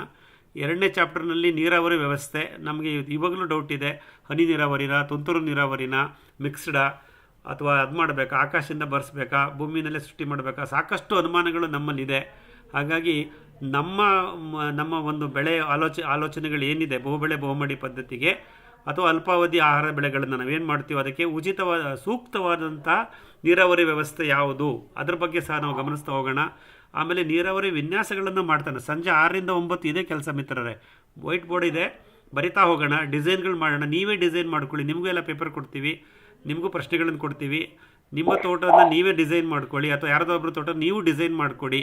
ಇವೆಲ್ಲವನ್ನು ಮಾಡ್ತಾ ನಾವು ಆದಷ್ಟು ಇದು ಗೊಂದಲಗಳನ್ನು ಪರಿಹರಿಸ್ಕೊತಾ ಹೋಗೋಣ. ಮತ್ತು ಬಹುಬೆಳೆ ಬಹುಮಡಿ ಪದ್ಧತಿ ಬಹಳ ಮುಖ್ಯವಾಗುತ್ತೆ. ನಾವು ಬರೀ ತೆಂಗು ಅಡಿಕೆ ಮಾತ್ರ ಹಾಕ್ಕೊಂಡ್ಬಿಟ್ಟಿರ್ತೀವಿ, ಮತ್ತು ಬೇರೆ ಬೇರೆ ಜಾತಿ ಸಸ್ಯಗಳನ್ನು ಯಾವುದನ್ನು ಹಾಕಬೇಕು, ಎಲ್ಲ ಹಾಕಬೇಕು, ಇದು ಬಹಳ ಮುಖ್ಯವಾದ ಒಂದು ಸಬ್ಜೆಕ್ಟ್ ಇದೆ. ಇದನ್ನು ನಾವು MS ಫಾರ್ಮಲ್ಲಿರೋದನ್ನು ನೋಡೋಣ. ಅಲ್ಲಿರೋ ಡಿಸಡ್ವಾಂಟೇಜು ನಾನು ಹೇಳ್ತೀನಿ, ಮತ್ತು ನಿಮ್ಮ ತೋಟಗಳಲ್ಲಿ ಯಾವ ರೀತಿ ವ್ಯವಸ್ಥೆಗಳಿದೆ ನೀವು ಅದನ್ನು ಬೋರ್ಡ್ ಮೇಲೆ ಬರೆದು ತೋರಿಸೋರಂತೆ. ಮತ್ತು ಅದರಲ್ಲಿ ಏನಾದರೂ ಬದಲಾವಣೆ ಮಾಡಬಹುದೇ, ಮುಂದಿನ ಹಂತದಲ್ಲಿ ಮಿಶ್ರ ಬೆಳೆಗಳ ಜೋಡಣೆ ಮಾಡೋದು ಹೇಗೆ ಅನ್ನೋದನ್ನು ನಿಮ್ಮ ತೋಟದ್ದು ನಾವು ಡಿಸ್ಕಸ್ ಮಾಡೋಣ. ಹಾಗಾಗಿ ಇದು ಒಂದು ಸಾಕಷ್ಟು ಸಮಯ ಅವತ್ತು ಕಳೆಯೋಣ, ಶುಕ್ರವಾರ ಸಂಜೆ ಮತ್ತು ಶನಿವಾರ ಬೆಳಗ್ಗೆ ಅಂತ ಹೇಳ್ತಾ. ಮತ್ತು ಪ್ಯಾಕೇಜ್ ಆಫ್ ಪ್ರಾಕ್ಟೀಸ್ ಅಂತೀವಿ, ನಾವು ಆದಷ್ಟು ನಮ್ಮ ಆಪರೇಷನ್ಸ್ನ ಕಮ್ಮಿ ಮಾಡ್ತಾ ಬರಬೇಕು. ಒಳಸುರಿಗಳ ವೆಚ್ಚ, ಅನಾವಶ್ಯಕ ಹಸ್ತಕ್ಷೇಪ, ಕಾರ್ಮಿಕರ ಅವಲಂಬನೆ ಎಲ್ಲವನ್ನು ಕಮ್ಮಿ ಮಾಡೋದು ಹೇಗೆ. ನಾನು ಹೇಳ್ತಾ ಇರ್ತೀನಿ, ಮಾಯಿಶ್ಚರು, ಮಲ್ಚಿಂಗು ಇದೆರಡೇ ನಮ್ಮ ಕೆಲಸ. ಉಳಿದಿದ್ದ ಹಲೋ ದಯವಿಟ್ಟು ಮ್ಯೂಟ್ ಮಾಡ್ಕೊಳ್ಳಿ ಅಪ್ಪ, ಅದು ಯಾರೂ ಗೊತ್ತಾಗ್ತಿಲ್ಲ. ಸೊ ಹಾಗಾಗಿ ಈ ಒಳಸುರಿಗಳನ್ನು ಕಮ್ಮಿ ಮಾಡ್ಕೊಳ್ಳೋದು ಹೇಗೆ, ಅನಾವಶ್ಯಕ ಹಸ್ತಕ್ಷೇಪನ ಕಮ್ಮಿ ಮಾಡೋದು ಹೇಗೆ, ಕೃಷಿ ಕಾರ್ಮಿಕರ ಅವಲಂಬನೆ ಕಮ್ಮಿ ಮಾಡೋದು ಹೇಗೆ, ಇದ್ರ ಬಗ್ಗೆನೂ ಸಹ ಸಾಕಷ್ಟು ಪ್ಯಾಕೇಜ್ ಆಫ್ ಪ್ರಾಕ್ಟೀಸ್ಗಳು ನಮ್ಮ ಹತ್ರ ಇದೆ. ಅದನ್ನು ನಾವು ಕಲಿತಾ ಹೋಗೋಣ. ಇದಿಷ್ಟು ಸಿಲೆಬಸ್ನ ಬರ್ಕೊಂಡಿದ್ದೀನಿ. ಹಾಗಾಗಿ ಇದರಲ್ಲಿ ಈಗ ವೈಜ್ಞಾನಿಕ ತತ್ವಗಳು, ಫಂಡಮೆಂಟಲ್ಸ್ ಆಫ್ ಸೈನ್ಸ್ ಏನಿದೆ ಅದನ್ನು ಕಲಿತಾ ಹೋಗೋಣ. ಪ್ರಾಯೋಗಿಕ ಪ್ರಾತ್ಯಕ್ಷಿಕೆಗಳು, ಅಲ್ಲಿ ಆಗಿರ್ತಕ್ಕಂಥ ಸಾಕಷ್ಟು ಪ್ರಯೋಗಗಳನ್ನು ನಾವಲ್ಲಿ ಮಾಡಿದ್ದೀವಿ MS ಫಾರ್ಮಲ್ಲಿ, ಅದನ್ನು ನೋಡ್ತಾ ಹೋಗೋಣ. ಮತ್ತು ನೀವುಗಳು ಮಾಡಿದರೆ ಅದನ್ನು ಅಲ್ಲಿ ಹೇಳ್ತಾ ಬನ್ನಿ, ಹಂಚ್ಕೋತಾ ಬರೋಣ. ಇದೆಲ್ಲವನ್ನು ಮಾಡ್ತಾ ಮುಖ್ಯವಾಗಿ ನಾವು ರಿಜನರೇಟಿವ್ ಫಾರ್ಮಿಂಗ್ ಅಂದರೆ ಹೊರಗಡೆಯಿಂದ ಏನೂ ಥರದಲ್ಲೇ ಸುಸ್ಥಿರ ಕೃಷಿ ಮಾಡೋದು ಹೇಗೆ, ಇದನ್ನು ನಾವು ಕಲಿತಾ ಬರೋಣ ಅಂತ ಹೇಳ್ತಾ ಇದೊಂದು ಸಣ್ಣ ಸಿಲೆಬಸ್ ಮಾಡ್ಕೊಂಡಿದ್ದೀವಿ. ಇದಷ್ಟನ್ನು ನೀವುಗಳೇ ಲೀಡ್ ಮಾಡಿ, ನೀವೇ ಪ್ರಶ್ನೆ ಕೇಳ್ತೀರಾ, ನೀವೇ ಎಕ್ಸ್ಪ್ಲೈನ್ ಮಾಡ್ತೀರಾ. It is an open forum, open session. ಅದಕ್ಕೆ ಸಾಕಷ್ಟು ಸಮಯ ಇರಲಿ ಅಂತ ಹೇಳಿ ಶುಕ್ರವಾರ ಬೆಳಗ್ಗೆ 10 ಗಂಟೆಯಿಂದ ಶನಿವಾರ ಊಟದ ನಂತರದವರೆಗೂ ಈ ಸಮಯ ಇರುತ್ತೆ. ದಯವಿಟ್ಟು ಇದನ್ನು ಉಪಯೋಗಿಸ್ಕೊಳ್ಳಿ. ಇದು 2 ದಿನದ ಕಾರ್ಯಕ್ರಮ. ಸ್ವಲ್ಪ ಇನ್ಕನ್ವೀನಿಯನ್ಸ್ ಆಗ್ಬೋದು ನಿಮ್ಗೆ ಅಲ್ಲಿ ರಾತ್ರಿ ಅಲ್ಲಿ ಇರಲಿಕ್ಕೆ, ಬಟ್ ಒಂದು ರಾತ್ರಿ ಜೊತೆಲಿ ಕಳೆಯೋಣ. ಸಾಕಷ್ಟು ನಮ್ಮಲ್ಲಿ ಬಾಂಧವ್ಯವನ್ನು ಬೆಳೆಯುತ್ತೆ, ನಮ್ಮ ನೆಟ್ವರ್ಕ್ ಸ್ಟ್ರಾಂಗ್ ಆಗುತ್ತೆ ಅಂತ ಹೇಳ್ತಾ ಇದು ಮಾಡ್ತಾ ಇದ್ದೀವಿ. ಇದ್ರ ಬಗ್ಗೆ ಸಾಕಷ್ಟು ಮಾಹಿತಿ ನಿಮಗೆ ಕೊಡ್ತೀವಿ. ವಿವರ ಇನ್ಫೋದಿಂದನೇ ಇದನ್ನು ರಿಜಿಸ್ಟ್ರೇಷನ್ ಓಪನ್ ಮಾಡ್ತಾರೆ. ಸೊ ವಿವರ ಯೂಟ್ಯೂಬ್ ವಾಹಿನಿ ಕನ್ನಡ ಮತ್ತು ಇಂಗ್ಲೀಷು, ಮತ್ತು ನನ್ನ ಯೂಟ್ಯೂಬ್ ಚಾನಲಲ್ಲಿ ಪೋಸ್ಟಲ್ಲಿ ಇದನ್ನು ಅನೌನ್ಸ್ ಮಾಡ್ತೀವಿ. ಅದು ನಿಮಗೆ ರಿಜಿಸ್ಟ್ರೇಷನ್ ಲಿಂಕ್ ಅದು ಇದೆಲ್ಲ ಬರುತ್ತೆ. ಇದು ಸ್ವಲ್ಪ ಪ್ರೊಫೆಷನಲಾಗಿ ಮಾಡ್ತಾ ಇರೋದ್ರಿಂದ ಸ್ವಲ್ಪ ಖರ್ಚು ವೆಚ್ಚಗಳು ನಮಗೂ ಜಾಸ್ತಿ ಆಗ್ತಾ ಇದೆ. ನಿಮ್ಮ ಸಹಕಾರ ನಾನು ಕೋರ್ತೀನಿ. ಹಾಗಾಗಿ ದಯವಿಟ್ಟು ಯಾರಿಗೆ ಸಾಧ್ಯವಾಗುತ್ತೋ ಅವರು ಒಂದು ಸತಿ ನಮ್ಮ MS ಸ್ವಾಮಿಗೆ ಬಂದಿದ್ದವರು ಮತ್ತೆ ಬನ್ನಿ. ಏಕೆಂದರೆ ನೀವೆಲ್ಲ ಬಂದು ಚಿಕ್ಕಮ್ಮ 12 ತಿಂಗಳ ಮೇಲಾಗೋಗಿದೆ. ಈಗ ಸಾಕಷ್ಟು ಗಿಡಗಳು ಬದಲಾವಣೆಗಳಾಗಿದೆ. ಆ ಡೈವರ್ಸಿಟಿ, ವೈವಿಧ್ಯತೆನ ನಾವು ಗುರುತಿಸಲಾರದಷ್ಟು ಬದಲಾವಣೆ ಆಗ್ತಾ ಇರುತ್ತೆ. ಅದನ್ನು ನೀವು ಗಮನಿಸ್ಕೊಳ್ಳೋರಂತೆ. ಸೊ ನಾನು ಭೇಟಿ ಮಾಡಿದ್ದೀನಿ ಅನ್ನೋ ಉದಾಸೀನ ಬೇಡ. ವಿಷಯಕ್ಕೋಸ್ಕರ ಮತ್ತು ಬದಲಾವಣೆಗಳನ್ನು ಗ್ರಹಿಸೋಕ್ಕೋಸ್ಕರ ಮತ್ತೊಮ್ಮೆ ಬನ್ನಿ ಅಂತ ನಿಮ್ಮನ್ನು ಆಹ್ವಾನ ಮಾಡ್ತಾ ಇದ್ದೀನಿ. ಆಮೇಲೆ ಯಾರು ಪ್ರಥಮವಾಗಿ ಅಲ್ಲಿಗೆ ಬರ್ತಿರೋ MS ಸ್ವಾಮಿಗೆ ನೀವು ಆಲ್ವೇಸ್ ವೆಲ್ಕಮ್. ಖಂಡಿತ ಬನ್ನಿ. ಸಾಕಷ್ಟು ವಿಷಯಗಳನ್ನು ನಾವು ಅಲ್ಲಿ ಕಲಿತಾ ಹೋಗೋಣ, ನೋಡ್ತಾ ಹೋಗೋಣ ಅಂತ ಹೇಳ್ತಾ ಈ ಒಂದು ಅವಕಾಶ ನೀವೆಲ್ಲ ಉಪಯೋಗಿಸ್ಕೊತೀರಾ ಅಂತ ನಂಬಿದ್ದೀನಿ. Dear friends, we have organised a 2-day workshop ನಾವು. This will be at our MS farm, the Doddaballapura Taluk, Bangalore Rural District. So we see this 2 days workshop we have planned deliberately to spend quality time together. The workshop starts on day 1, that is on Friday 24 July at 10 a.m. and concludes post lunch on Saturday, the next day after 2 p.m. So this will be an extended duration. We will going to stay overnight there. So during the daytime we will going to spend time in the farm, and after the sunset we will come back and assemble in our training room. We have a whiteboard and marker and sketch pen, and lot of activities has to be done. So the syllabus defined briefly is about landscaping, rainwater harvesting, and internal logistics, irrigation system, drip or winkler or both, multi-layer multi-cropping designs. Then the package of practice which will be designed based on the principles of natural farming and how to make our farming less input cost or the less dependency. So on this basis only we will go to discuss, and you can lead the discussions with your doubts and your own information. There is no specific thing, it has to stick to this subject. We can take up any subjects of your interest. Ultimate aim is we should listen to the subject with the scientific background, with practical experience of ours, and we should look at the regenerative farming. So this is the main theme. So it is a 2 days program. So whoever have already visited our MS farm in the last year, I am inviting you again. Please do come again, because the changes in the farm is happening so significantly Every 3 months I can see a changes now because plants are moving to the adult stage. So the microclimate, the diversity, the physical diversity, the biodiversity, all can be felt there. So please, whoever has visited once, again I am re-inviting you, please come again and stay with us for these 2 days. Whoever has yet to come to our farm, this is an opportunity. Please make your time slot and spend 2 days with us at MS Farm. Again, this program is organized by Vivara Info, like they have done in Kollegala Chandrasekhar Ayya's farm. So this will be the details of this program, and the registration link will be sent to you. It will be posted on our respective YouTube posting, and also on your WhatsApp link it will come. So take your time, please register to this. There will be a cost associated for all these things. I will going to do it extensively. So let us do it very professionally also and document it very well. So he will bring this one drone and record everything. All your discussion will be recorded, and we are going to prepare a professional documentary also of this program. So how this program was conducted, and what was the subject which is discussed in detail, what was the practical thing we have understood, what are the theoretical thing we have concluded. Everything will be recorded on the camera, and a detailed documentary will be prepared. And again, that will be available for you for access on demand on the YouTube channel. So a lot of efforts will happen from Vivara side also. Obviously, I will be involved in both the days. So it is a good opportunity for many of us to get clarity about lot of doubts we have. We welcome doubts, but we should also get clarified with the right scientific approach. With this note, so I welcome you to this 2 days program. It will start on next Friday, 24th, and conclude on 25th Saturday. So please stay tuned with us. I will going to send the registration link. Thank you very much. ಇವಾಗ ಮುಂದಿನ ಹಂತಕ್ಕೆ ಹೋಗೋಣ. ಅದು announcement ಆಯಿತು. So ಅದು ವಿವರ ಇನ್ಫೋದಲ್ಲೂ ಬರುತ್ತೆ, ನಾನು ಯೂಟ್ಯೂಬ್ ಚಾನಲ್ಲು ಹಾಕಿರ್ತೀನಿ. ಈಗ ಇನ್ನು ಕೆಲವು ನಿಮಿಷಗಳು, ಇವಾಗ ನಿಮ್ಮ ತೋಟದಲ್ಲಿ ಏನಾದ್ರು ಸಮಸ್ಯೆಗಳಿದ್ರೆ ಅದನ್ನು ಹೇಳ್ತಾ ಬನ್ನಿ.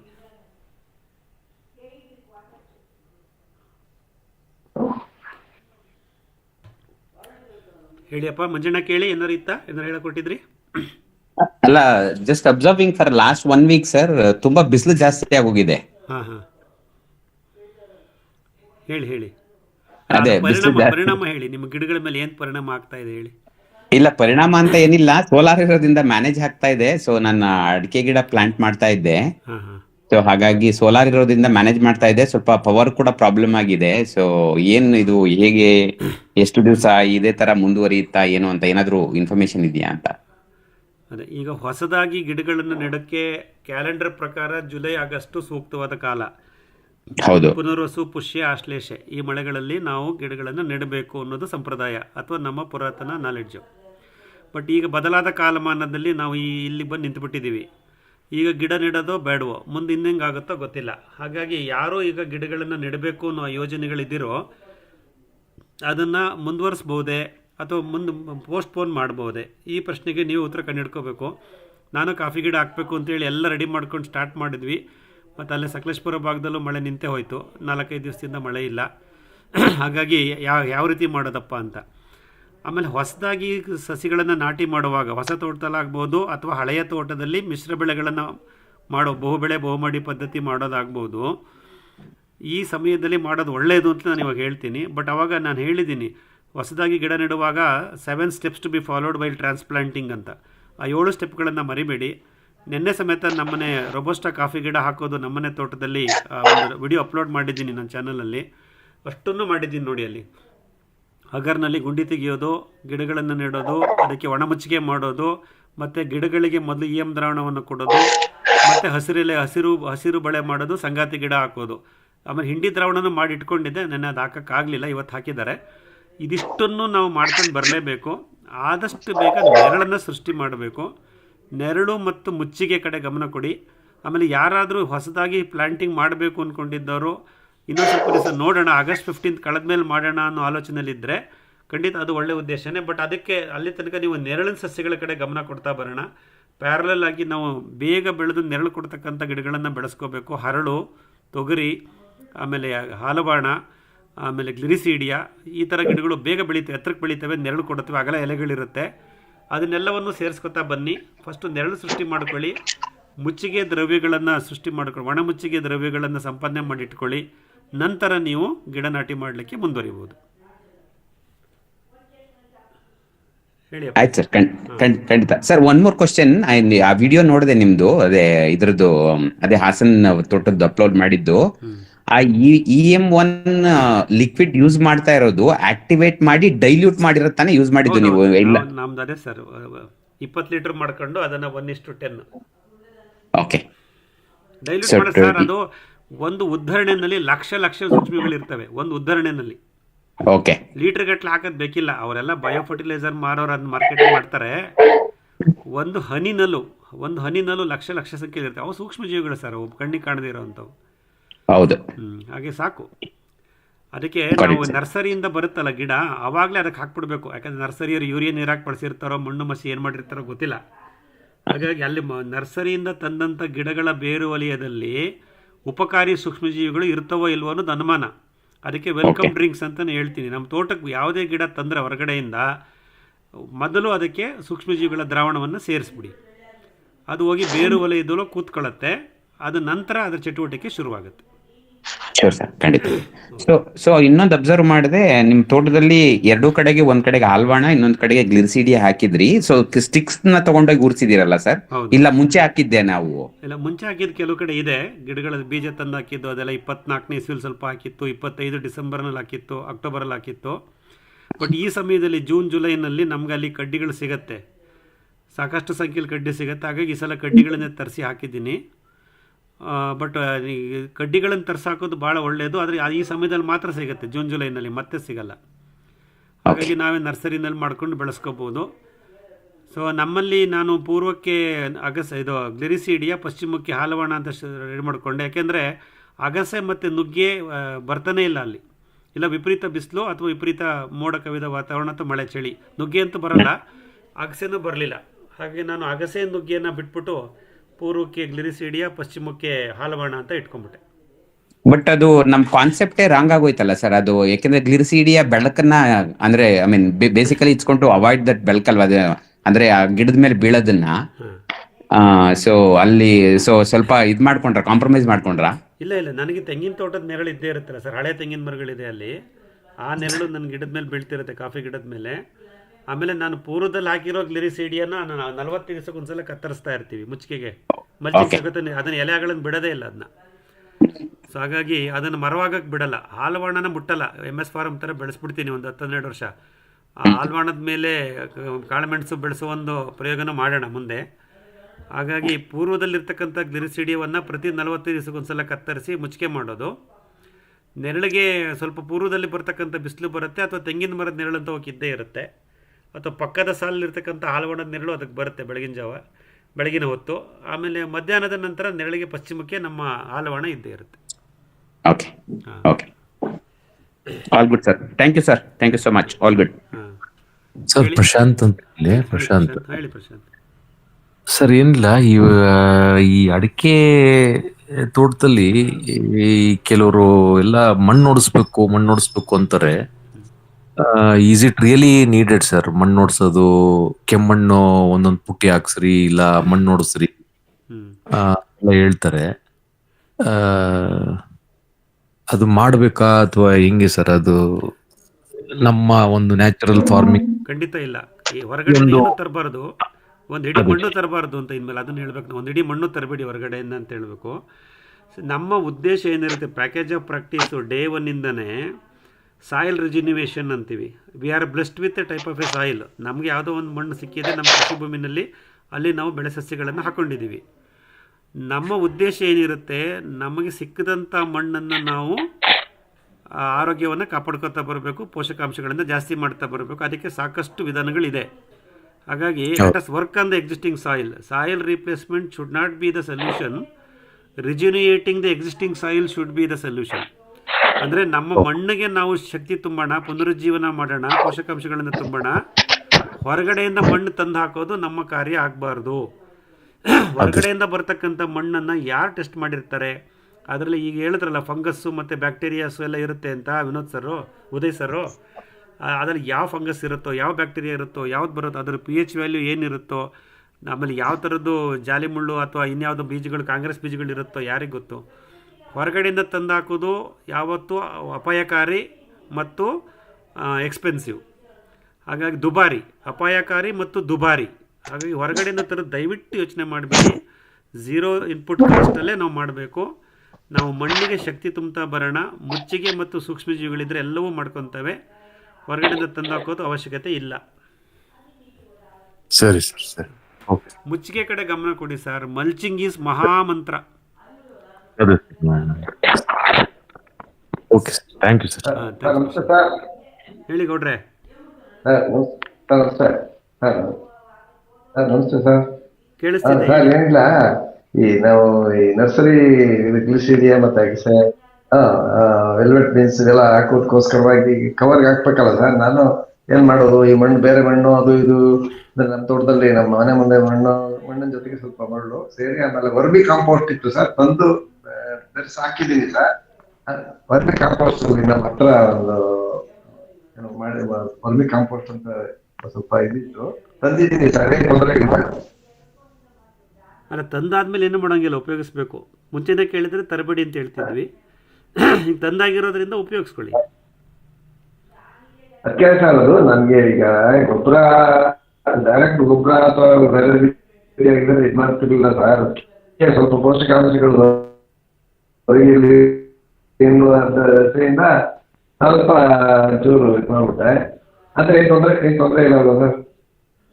ಇಲ್ಲ, ನೀವು ಸ್ಪೀಕರ್ ಫೋನ್ ಆನ್ ಮಾಡ್ಕೊಂಡು ಮಾತಾಡ್ತಿದ್ದೀರ ಅನ್ಸುತ್ತೆ ಗೌಡ್ರೆ, ಕೇಳಿಸ್ತಾ ಇಲ್ಲ ಸರಿಯಾಗಿ. ಸ್ಪೀಕರ್ ಫೋನ್ ಬೇಡ, ನೇರವಾಗಿ ಮಾತಾಡಿ, ಫೋನಲ್ಲಿ ಮಾತಾಡಿ. ಇಲ್ಲ ಸರ್, ಇಲ್ಲ. ಹಾಂ, ಡಿಸ್ಟರ್ಬ್ ಆಯ್ತಾ? ಹೇಳಿ. ಕೇಳ್ತಾ ಇವಾಗ ಕೇಳ್ತಿದೆ, ರಿಪೀಟ್ ಮಾಡಿ. ಅದಕ್ಕೇನೆ ಸರ್ ನಾನು ಸರ್ ಇನ್ನೇನಿಲ್ಲ ಸರ್, ಅದನ್ನೇ ವರ್ಮಿ ಕಾಂಪೋಸ್ಟ್ ಮತ್ತೆ ಒಂದ್ ಸ್ವಲ್ಪ ನಮ್ಮ ಮನೆ ಹತ್ರನೇ ಮಣ್ಣಿಗೆ ಮತ್ತೆ ಒಂದ್ ಸ್ವಲ್ಪ ಮರಳು ಸೇರಿಸಿ ಸ್ವಲ್ಪ ಹಾಕಿದ್ವಿ. ಈಗ ನೀವ್ ಹೇಳ್ದಂಗೆ ನಮ್ಮ ಪ್ರಭು ಇವ್ರು ಹೇಳಿದ್ರ ಸರ್, ಪಕ್ಕದವರೆಲ್ಲ ಇದು ಕೊಡುಗೆ ಗೊಬ್ಬರ ಹೊಡಿಸ್ತಾ ಇದಾರೆ ಸರ್. ನನಗೆ ದಂಬಾಲ್ ಬೀಳ್ತಾರೆ, ಅಣ್ಣ ನೀವ್ ಹೊಡ್ಸಿ ಅಂತ. ನಾನು ಇಲ್ಲಪ್ಪ ಹೇಳ್ತೀನಿ ಸುಮ್ನಿರೆ ಅಂತೇಳಿ ಅವ್ರನ್ನ ಸಾಗಾಕಿದ್ದೀನಿ ಸರ್. ಅದಕ್ಕೇನೆ ಈಗ ಬೇರೆಯವರೆಲ್ಲ ಬಂದು ದಂಬಾಲ್ ಬೀಳ್ತಾರೆ, ಹಿಂಗೆ ಅದಾಕಿ ಇದಾಕಿ ಅಂತ. ನಾನು ಅದಕ್ಕೋಸ್ಕರ ಇದೊಂದು ಇಷ್ಟೆಲ್ಲ ಪ್ರೋಗ್ರಾಮ್ ಕೇಳಿದ್ರು ಇದೊಂದು ತಂದ್ಬಿಟ್ಟೆ ಸರ್ ನಾನು. ಏನಂತ ಅದು ಏನ್ ದ್ರಾವಣ ಅದನ್ನ ಮತ್ತು ಇಂಡಿ ದ್ರಾವಣ ಹಾಕ್ತಿವಲ್ಲ, ಏನು ಅಂತ ತೊಂದರೆ ಆಗಲ್ಲ ಅವ್ರ? ಅಲ್ಲ, ಅದೇ ಸರಳವಾದ ವಿಧಾನ. ಮಣ್ಣಿಗೆ ಶಕ್ತಿ ತುಂಬಲಿಕ್ಕೆ ಸರಳವಾದ ವಿಧಾನ, ನಮ್ಮ ಕೈಯಲ್ಲಿ ನಾವೇ ಮಾಡ್ಕೊಳ್ಳುವಂಥ ವಿಧಾನಗಳು. ಹೊರಗಡೆಯಿಂದ ತಂದಾಕೋದು ದುಬಾರಿ, ಅಪಾಯಕಾರಿ, ಮತ್ತೆ ಅದು ಗುಣಮಟ್ಟನ ಖಾತ್ರಿ ಮಾಡೋರು ಯಾರು ನಮಗೆ? ಯಾವ ಕ್ವಾಲಿಟಿ ಬರುತ್ತೋ ಭಗವಂತಂಗೆ ಗೊತ್ತು. ದಯವಿಟ್ಟು ಅದೆಲ್ಲ ಬೇಡ. ನಮ್ಮ ಮಣ್ಣಿಗೆ ಶಕ್ತಿ ತುಂಬ್ತಾ ಹೋಗೋಣ, ಏನ್ ತೊಂದರೆ ಇಲ್ಲ. ಮಾಡಿ, ರೈಸ್ಡ್ ಬೆಡ್ ನರ್ಸರಿ ಮಾಡಿ. ಎಲ್ಲವನ್ನು ಪ್ಲಾಸ್ಟಿಕ್ ಕವರ್ ತುಂಬಿ ಬೀಜಗಳನ್ನ ಬೆಳೆಸ್ಕೋಬೇಕು ಅಂತ ಏನಿಲ್ಲ ಗೌಡ್ರೆ.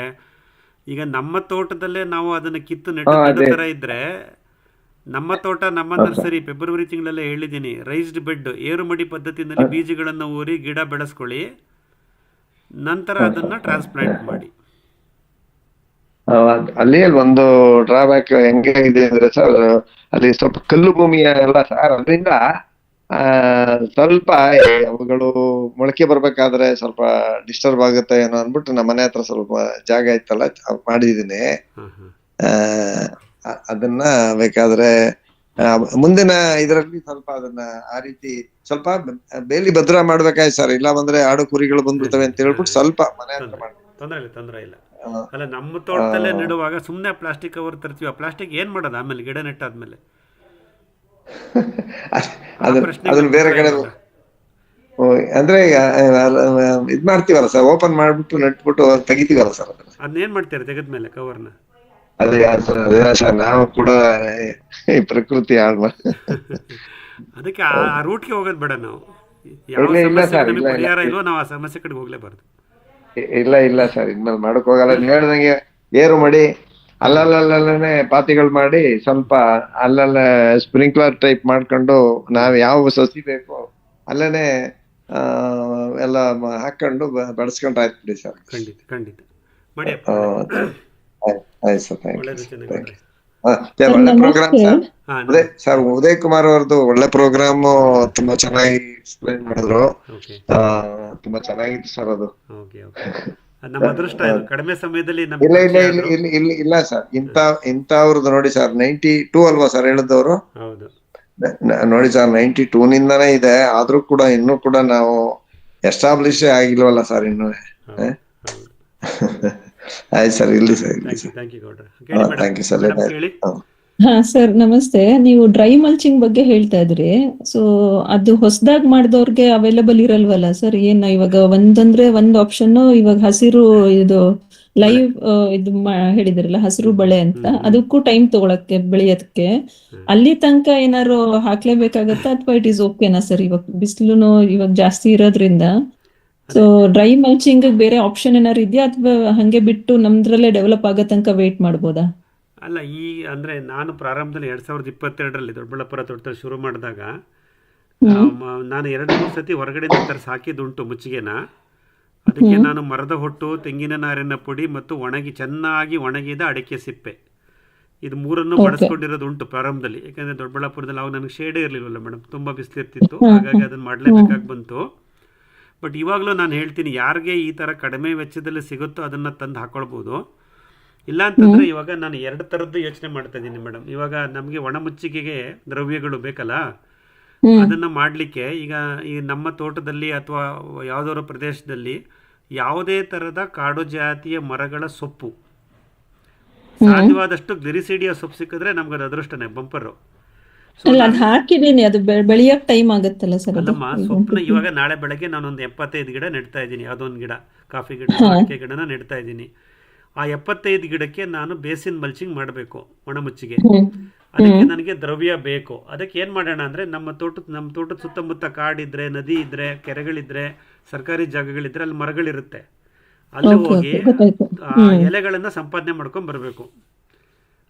ಮರನ ಪೂರ್ತಿ ಕಡಿಬಾರ್ದು, ತುದಿನ ಎಲೆಗಳನ್ನು, ಚಿಗುರು ಎಲೆಗಳನ್ನು ಮಾತ್ರ ತರಬೇಕು. ತಗೊಂಬಂದು ಆ ಎಲೆಗಳನ್ನು ಮುಚ್ಚಿಗೆ ಮಾಡ್ಬೋದು. ಇದು ಮೊದಲನೇ ವಿಧಾನ. ಎರಡನೇ ವಿಧಾನ ನಾನು ಹೇಳ್ದಂಗೆ ಮರದ ಹೊಟ್ಟು ಮತ್ತು ಚೆನ್ನಾಗಿ ಒಣಗಿದ ಅಡಿಕೆ ಸಿಪ್ಪೆ ಸಿಕ್ಕಿದರೆ ಅದನ್ನು ತರಬಹುದು. ಅಥವಾ ತೆಂಗಿನ ಗರಿ ಮತ್ತು ಅಡಿಕೆ ಗರಿಗಳನ್ನು ನಾವೇ ಸಣ್ಣಗೆ ಕತ್ತರಿಸಿ 4 ಇಂಚು 6 ಇಂಚು ಉದ್ದಕ್ಕೆ ಕತ್ತರಿಸಿ ಅದನ್ನು ಮುಚ್ಚಿಗೆ ಮಾಡ್ಬೋದು. ಎಷ್ಟೋ ಜನ ನಮ್ಮ ಅಕ್ಕಪಕ್ಕದ ರೈತರು ತೆಂಗಿನ ಗರಿನ, ಒಣಗಿದ ತೆಂಗಿನ ಗರಿನ ಬೆಂಕಿ ಹಾಕಿ ಸುಡ್ತಿರ್ತಾರೆ. ಸೊ ನಾವು ಸ್ವಲ್ಪ ಅವ್ರನ್ನ ಮನವೊಲಿಸಿ ಅದನ್ನು ತಗೊಂಬಂದು ಅದನ್ನು ಸಣ್ಣ ಕತ್ತರಿಸ್ಬೇಕು, 1 ಅಡಿ 1.5 ಅಡಿ ಅಂತ ಕತ್ತರಿಸಿ ಅದನ್ನು ಮುಚ್ಚಿಗೆಯಾಗಿ ಬಳಸ್ಕೋಬೋದು. ಅದು ಯಾವುದೂ ಆಗಿಲ್ವಾ ತೊಂದರೆ ಇಲ್ಲ ಮೇಡಮ್. ಸೊ ನೀವು ಆ ಗಿಡವನ್ನು ನಾಟಿ ಮಾಡಿ ಬೇಗ ಹಸಿರು ಗಿಡಕ್ಕೆ ಹಸಿರು ಬಳೆ ಮಾಡಿಬಿಡಿ. ಹಸಿರು ಬಳೆ ಗಿಡಗಳು 1.25 ಅಡಿ 1.5 ಅಡಿ ಬೆಳೆದ್ರೆ ಸಾಕು. ಅಂದರೆ 30ರಿಂದ 35 ದಿವಸಕ್ಕೆ ಅದನ್ನು ಕತ್ತರಿಸಿ ಮುಚ್ಚಿಗೆ ಮಾಡಿಬಿಡಿ. ಮೊದಲನೇ ಮುಚ್ಚಿಗೆ ಹಸಿರು ಬಳೆಯಿಂದನೇ ಶುರುವಾಗಲಿ. ಯಾವಾಗ ನಾವು 30-35 ದಿವಸಕ್ಕೆ ಆ ಸೆಣಬು ಹೆಂಚ ಹುರುಳಿನ ಕತ್ತರಿಸಿ ಮುಚ್ಚಿಗೆ ಮಾಡ್ತೀವೋ ಅದು ಮತ್ತೆ ಚಿಗುರುತ್ತೆ. ಆ ಥರ ನಿಮಗೆ 2-3 ಸೈಕಲ್ ಸಿಗುತ್ತೆ. ಅದನ್ನು ಕತ್ತರಿಸಿ ಮುಚ್ಚಿಗೆ ಮಾಡ್ತಾ ಇರಬಹುದು. ಅಷ್ಟೊತ್ತಿಗೆ ನಮ್ಮ ಅಕ್ಕಪಕ್ಕದ ಸಂಗಾತಿ ಗಿಡಗಳು ಎಸ್ಟಾಬ್ಲಿಷ್ ಆಗ್ತವೆ. ಮುಚ್ಚಿಗೆ ಬೇಕೇ ಬೇಕು. ಈಗ ಮುಚ್ಚಿಗೆ ಕೊಡಲಿಲ್ಲ ಅಂದರೆ ಮಣ್ಣಿನ ಉಷ್ಣಾಂಶ ಜಾಸ್ತಿ ಆಗುತ್ತೆ, ಸೂಕ್ಷ್ಮ ಜೀವಿಗಳು ಹೋಗಿ ಬೇರೆ ಪಕ್ಕ ಅಂಟ್ಕೊಂಡು ಕೂತ್ಕೊಳ್ತವೆ. ಇಲ್ಲ, ಅದು ನಾನು ನೋಟಿಸ್ ಮಾಡಿದೆ ಸರ್. ಅದು ಲಾಸ್ಟ್ ವೀಕ್ ಅಲ್ಲಿ 1-2-3 ಪ್ಲಾಂಟ್ ಹಾಕ್ಬೇಕಾಗಿತ್ತು. ಅದನ್ನ ಹಾಕುವ ಟೈಮಲ್ಲಿ ಮಣ್ಣು ಮುಟ್ಟಿದ್ರೆ ಸಾಕು, ತುಂಬಾ ಬಿಸಿ ಅನಿಸ್ತಾ ಇತ್ತು. ಹೌದು, ಮಣ್ಣಿನ ಉಷ್ಣಾಂಶ ಜಾಸ್ತಿ ಆದರೆ ಸೂಕ್ಷ್ಮ ಜೀವಿಗಳು ಕೆಲಸನೇ ಮಾಡಲ್ಲ, ಕಮ್ಯುನಿಕೇಟ್ ಆಗಲ್ಲ ರೂಟ್ಸ್ಗೂ ಮತ್ತು ಮೈಕ್ರೋಬ್ಸ್ಗೂ. ಹಾಗಾಗಿ ಒಂದು ಒತ್ತಡ ನಿರ್ಮಾಣ ಆಗುತ್ತೆ, ಸ್ಟ್ರೆಸ್ ಕ್ರಿಯೇಟ್ ಆಗಿಬಿಡುತ್ತೆ ಪ್ಲಾಂಟ್ಸ್ಗೆ. ಹಾಗೆ ಮುಚ್ಚಿಗೆ ಬಹಳ ಮುಖ್ಯ.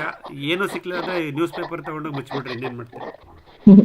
ಇಲ್ಲ, ನೀವು ಹೇಳಕ್ಕೆ ಈ ವಿಷಯ ಗೊತ್ತಾಗಕ್ ಮುಂಚೆ, ನಂಗೆ ಹಸಿರು ಬಳೆ ಗೊತ್ತಾಗಕ್ ಮುಂಚೆ ಇಡೀ ಜಾಗ ಇದ್ದಿದ್ದು ಮಧ್ಯದಲ್ಲೆಲ್ಲ ಜಾಗ ಬಿಟ್ಟಿರ್ತೀವಲ್ಲ, ಎಲ್ಲಾ ಕಡೆನೂ ಸೆಣಬು ಡಯಾಂಚ ಮತ್ತೆ ಹುರುಳಿ ಹಂಗೆ ಎರ್ಚ್ಬಿಟ್ಟು ರೋಟ್ರಿ ಮಾಡಿಸಿದ್ವಿ.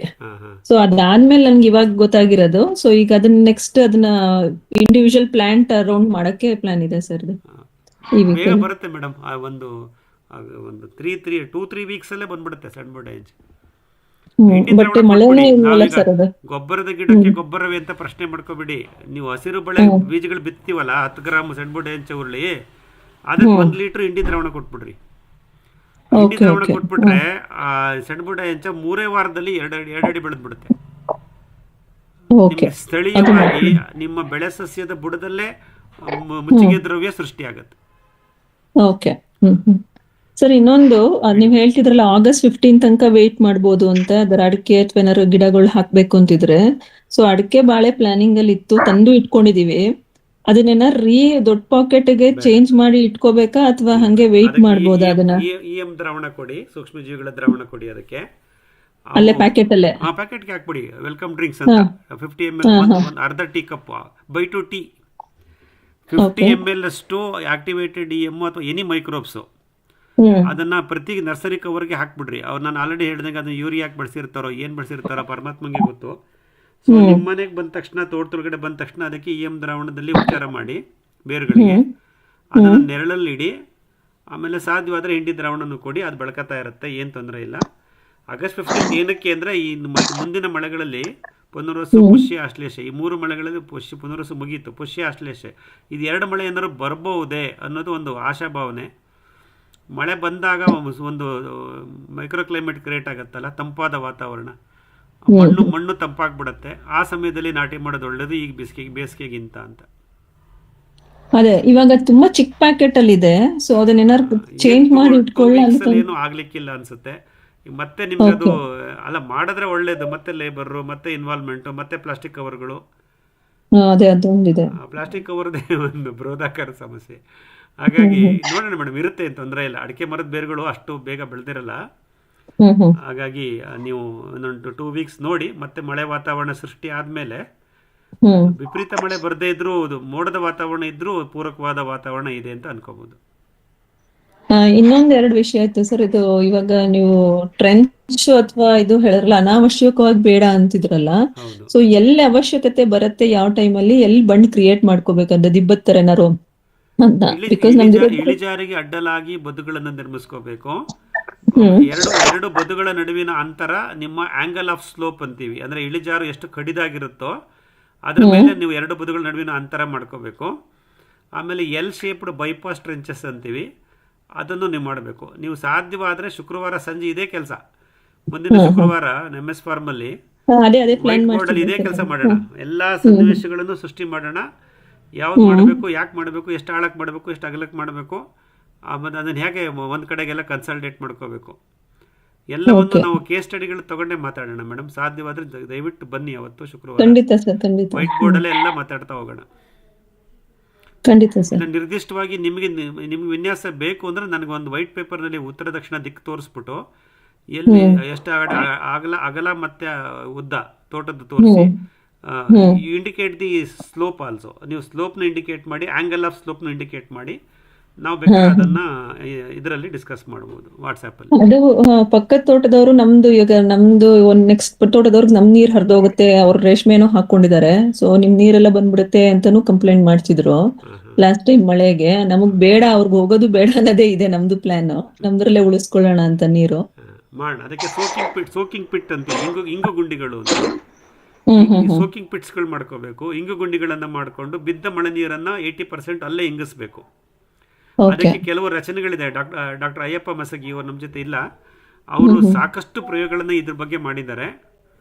ಅವ್ರ ಪುಸ್ತಕನೂ ನಮ್ಮ ಹತ್ರ ಇದೆ. ಸೊ ನಂದು ಇದೆ ಒಂದ್ ಯೋಚನೆಯಲ್ಲಿ ಸರ್, ಇದೆ 2 inch ಪೈಪ್ಸ್ ನ ಅಲ್ಲಲ್ಲಿ ಇವಾಗ ಪಿಟ್ಟನ್ನ ಇದ್ ಮಾಡೋ ತರಾನೇ 2 inch ಪೈಪ್ಸ್ ಏನಾರು ಇದ್ರೆ ಅದನ್ನು ಹಾಕ್ಬಿಟ್ಟು ಆತರ ಅದ್ರಲ್ಲೂ ಮಾಡ್ಬೋದಾ, ಅಥವಾ ಈ ತರ ರಿಂಗ್ಸ್, ಸಿಮೆಂಟ್ ರಿಂಗ್ಸ್ ಬರೋದಲ್ಲ ಮುಂಚೆ ಬೋರ್ವೆಲ್ ರೀಚಾರ್ಜ್ ಅದೆಲ್ಲ, ಆ ತರದ್ರಲ್ಲೇ ಮಾಡ್ಬೇಕಾಗತ್ತಾ ಈ ತರ?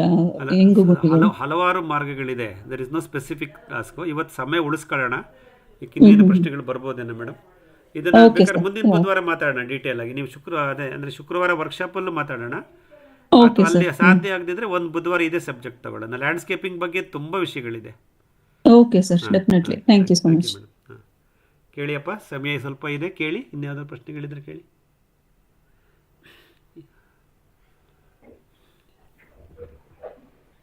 ಫೀಡ್ಬ್ಯಾಕ್ ಕೊಡಿ. ಹೇಗಿತ್ತು ಇವತ್ತಿನ ವಿನ್ನರ್ ಸಂಚಿಕೆ? Manjunath sir, Nagaraj from Kunigal taluk. ತುಂಬಾ ಚೆನ್ನಾಗಿತ್ತು ಸರ್ ಇವತ್ತು. ಉದಯ್ ಅವ್ರನ್ನ ನೀವು ಜೋಡಿಸಿದ್ದು ಪ್ಲಸ್ ನಮ್ಗೆ ಇನ್ನೂ ಒಂಥರ ಅಪ್ಡೇಟ್ ಆಯ್ತು ನಾಲೆಡ್ಜ್. ಸರಿ sir. Really, and he is involved since 92. It's a very long period ಅಂತ. ಚೆನ್ನಾಗಿತ್ತು ಸರ್, ವೆರಿ ವೆರಿ ಯೂಸ್ಫುಲ್. ಇದು ತುಂಬಾ ಈಗ ಲಾಸ್ಟ್ 2 ಇಂದ ಸ್ವಲ್ಪ ಚೇಂಜ್ ಮಾಡಿದ್ರೆ ಚೆನ್ನಾಗಿದೆ. It's also very worth sir. You are introducing new persons with good background ಇದು ಅಗ್ರಿಕಲ್ಚರ್. ಇವತ್ತಿನ ಇದಕ್ಕೆ ಯೂಸುಫ್ ಅವ್ರಿಗೆ ಥ್ಯಾಂಕ್ಸ್ ಹೋಗ್ಬೇಕು. ನಮ್ಮ ನೆಟ್ವರ್ಕ್ ಫಾರ್ಮರ್ ಯೂಸುಫ್ ಅವರು ಅದನ್ನ ನಮಗೆ ಉದಯ್ ಸರ್ನ ಕನೆಕ್ಟ್ ಮಾಡಿಕೊಟ್ರು. ನೈಸ್ ಸರ್, ನಮಗೆ ನೀವು ಕರೆಕ್ಟ್ ಮಾಡಿ ಸರ್. ಓಕೆ, ನಮ್ದೇನಿಲ್ಲ ಸರ್, ವಯಾ ಮೀಡಿಯಾ ಅಷ್ಟೇ, ವಯಾ ಮೀಡಿಯಾ. ತುಂಬಾ ಕ್ಲಾರಿಫೈ ಮಾಡಿದ್ರು ಅವರುನು. ಹೌದಪ್ಪ. ಅಂಡ್ ಇಟ್ಸ್ ವರ್ತ್ ಅಲ್ಲ ಸರ್. ಈ ಅಕ್ಕಿ ನೀರು ಅಂದ್ರೆ ಈಗ ನಮ್ಗೆ ಈಗ 1 kg ಅಕ್ಕಿ ತೊಳೆದ್ರೆ ಅದ್ರಲ್ಲಿ ಎಷ್ಟು ನೀರು ಇದು ಮಾಡ್ಕೋಬಹುದು ಸರ್ ನಾವು? Just for understanding. ಅನ್ನಭಾಗ್ಯದ ಅಕ್ಕಿ ತೊಳೆದು ಏನು ಪ್ರಯೋಜನ ಸರ್? ಯಾವ ಅಕ್ಕಿ ನೀರು ಅಂತ ಮತ್ತೆ ಪ್ರಶ್ನೆಯಲ್ಲಿ ಓಕೆ, ಹಂಗೆ ಎಲ್ಲ ಎಲ್ಲಿ ಸರ್ ಈಗ ನಾವು ಬೆಳೆಯೋದೇ ಇಲ್ವಲ್ಲ ಸರ್, ನಾವೆಲ್ಲ ಈಗ ಅನ್ನ ಭಾಗ್ಯ ಇಲ್ಲರೂ ನಾವು ತರೋದೆಲ್ಲ ಅಂಗಡಿಲೇ ತರ್ತೀವಿ. ಅದೇನೋ ಈಗ ಅದು ಹುಳ ಬೀಳ್ತದೆ ಅಂತ ಅದಕ್ಕೆಲ್ಲ ಏನೋ ಅಲ್ಟ್ರಾ ವೈಲೆಟ್ ರೇಸ್ ಎಲ್ಲ ಬಿಟ್ಟು ಅದಕ್ಕೆ ಹುಳನೇ ಬರ್ದಂಗೆ ಮಾಡ್ಬಿಟ್ಟಿರ್ತಾರೆ ಅದೇ ಹೇಳಿದ್ನಲ್ಲ, ಅಲ್ವಾ ಸರ್? ಅವೆಲ್ಲವನ್ನೂ ಕನ್ಸಿಡರ್ ಮಾಡಬೇಕು. ಅದಕ್ಕೆ ಹೇಳಿದ್ನಲ್ಲ ನಾಗರಾಜ್, ಸೂಕ್ಷ್ಮ ಜೀವಿಗಳನ್ನ ಮಣ್ಣಿಗೆ ಸೇರಿಸೋದು ನಮ್ಮ ಕೆಲಸ ಆಗಬಾರ್ದು. ಆಲ್ರೆಡಿ ನಮ್ಮ ಮಣ್ಣಿರ್ತಕ್ಕಂಥ ಸೂಕ್ಷ್ಮ ಜೀವಿಗಳನ್ನ ಪ್ರವರ್ಧಮಾನಕ್ಕೆ ತರಬೇಕು. ಅಲ್ಲ, ಅಟ್ಲೀಸ್ಟ್ 1 year ಅಂತೂ we have to do ಅಲ್ಲ sir, somehow we have to. ಬೇಕಿಲ್ಲ, 4 ಬಿಲಿಯನ್ ಇಯರ್ಸ್ ಹೇಳಿದಲ್ಲ ಉದಯಜಿ, ಬರ್ದಿದ್ದೀನಿ ನೋಡಿ ಇಲ್ಲ, 4.2 billion years they have come to this soil earth. 4.5 ವರ್ಷ, ಶತಕೋಟಿ ವರ್ಷಗಳ ಹಿಂದೆ ಬಂದಿರೋವು. ನಾನು ಜಮೀನ್ ತಗೊಂಡು ಬರೀ 3 ವರ್ಷ ಆಗಿದೆ ಅಷ್ಟೇ ಆ ಜಮೀನ.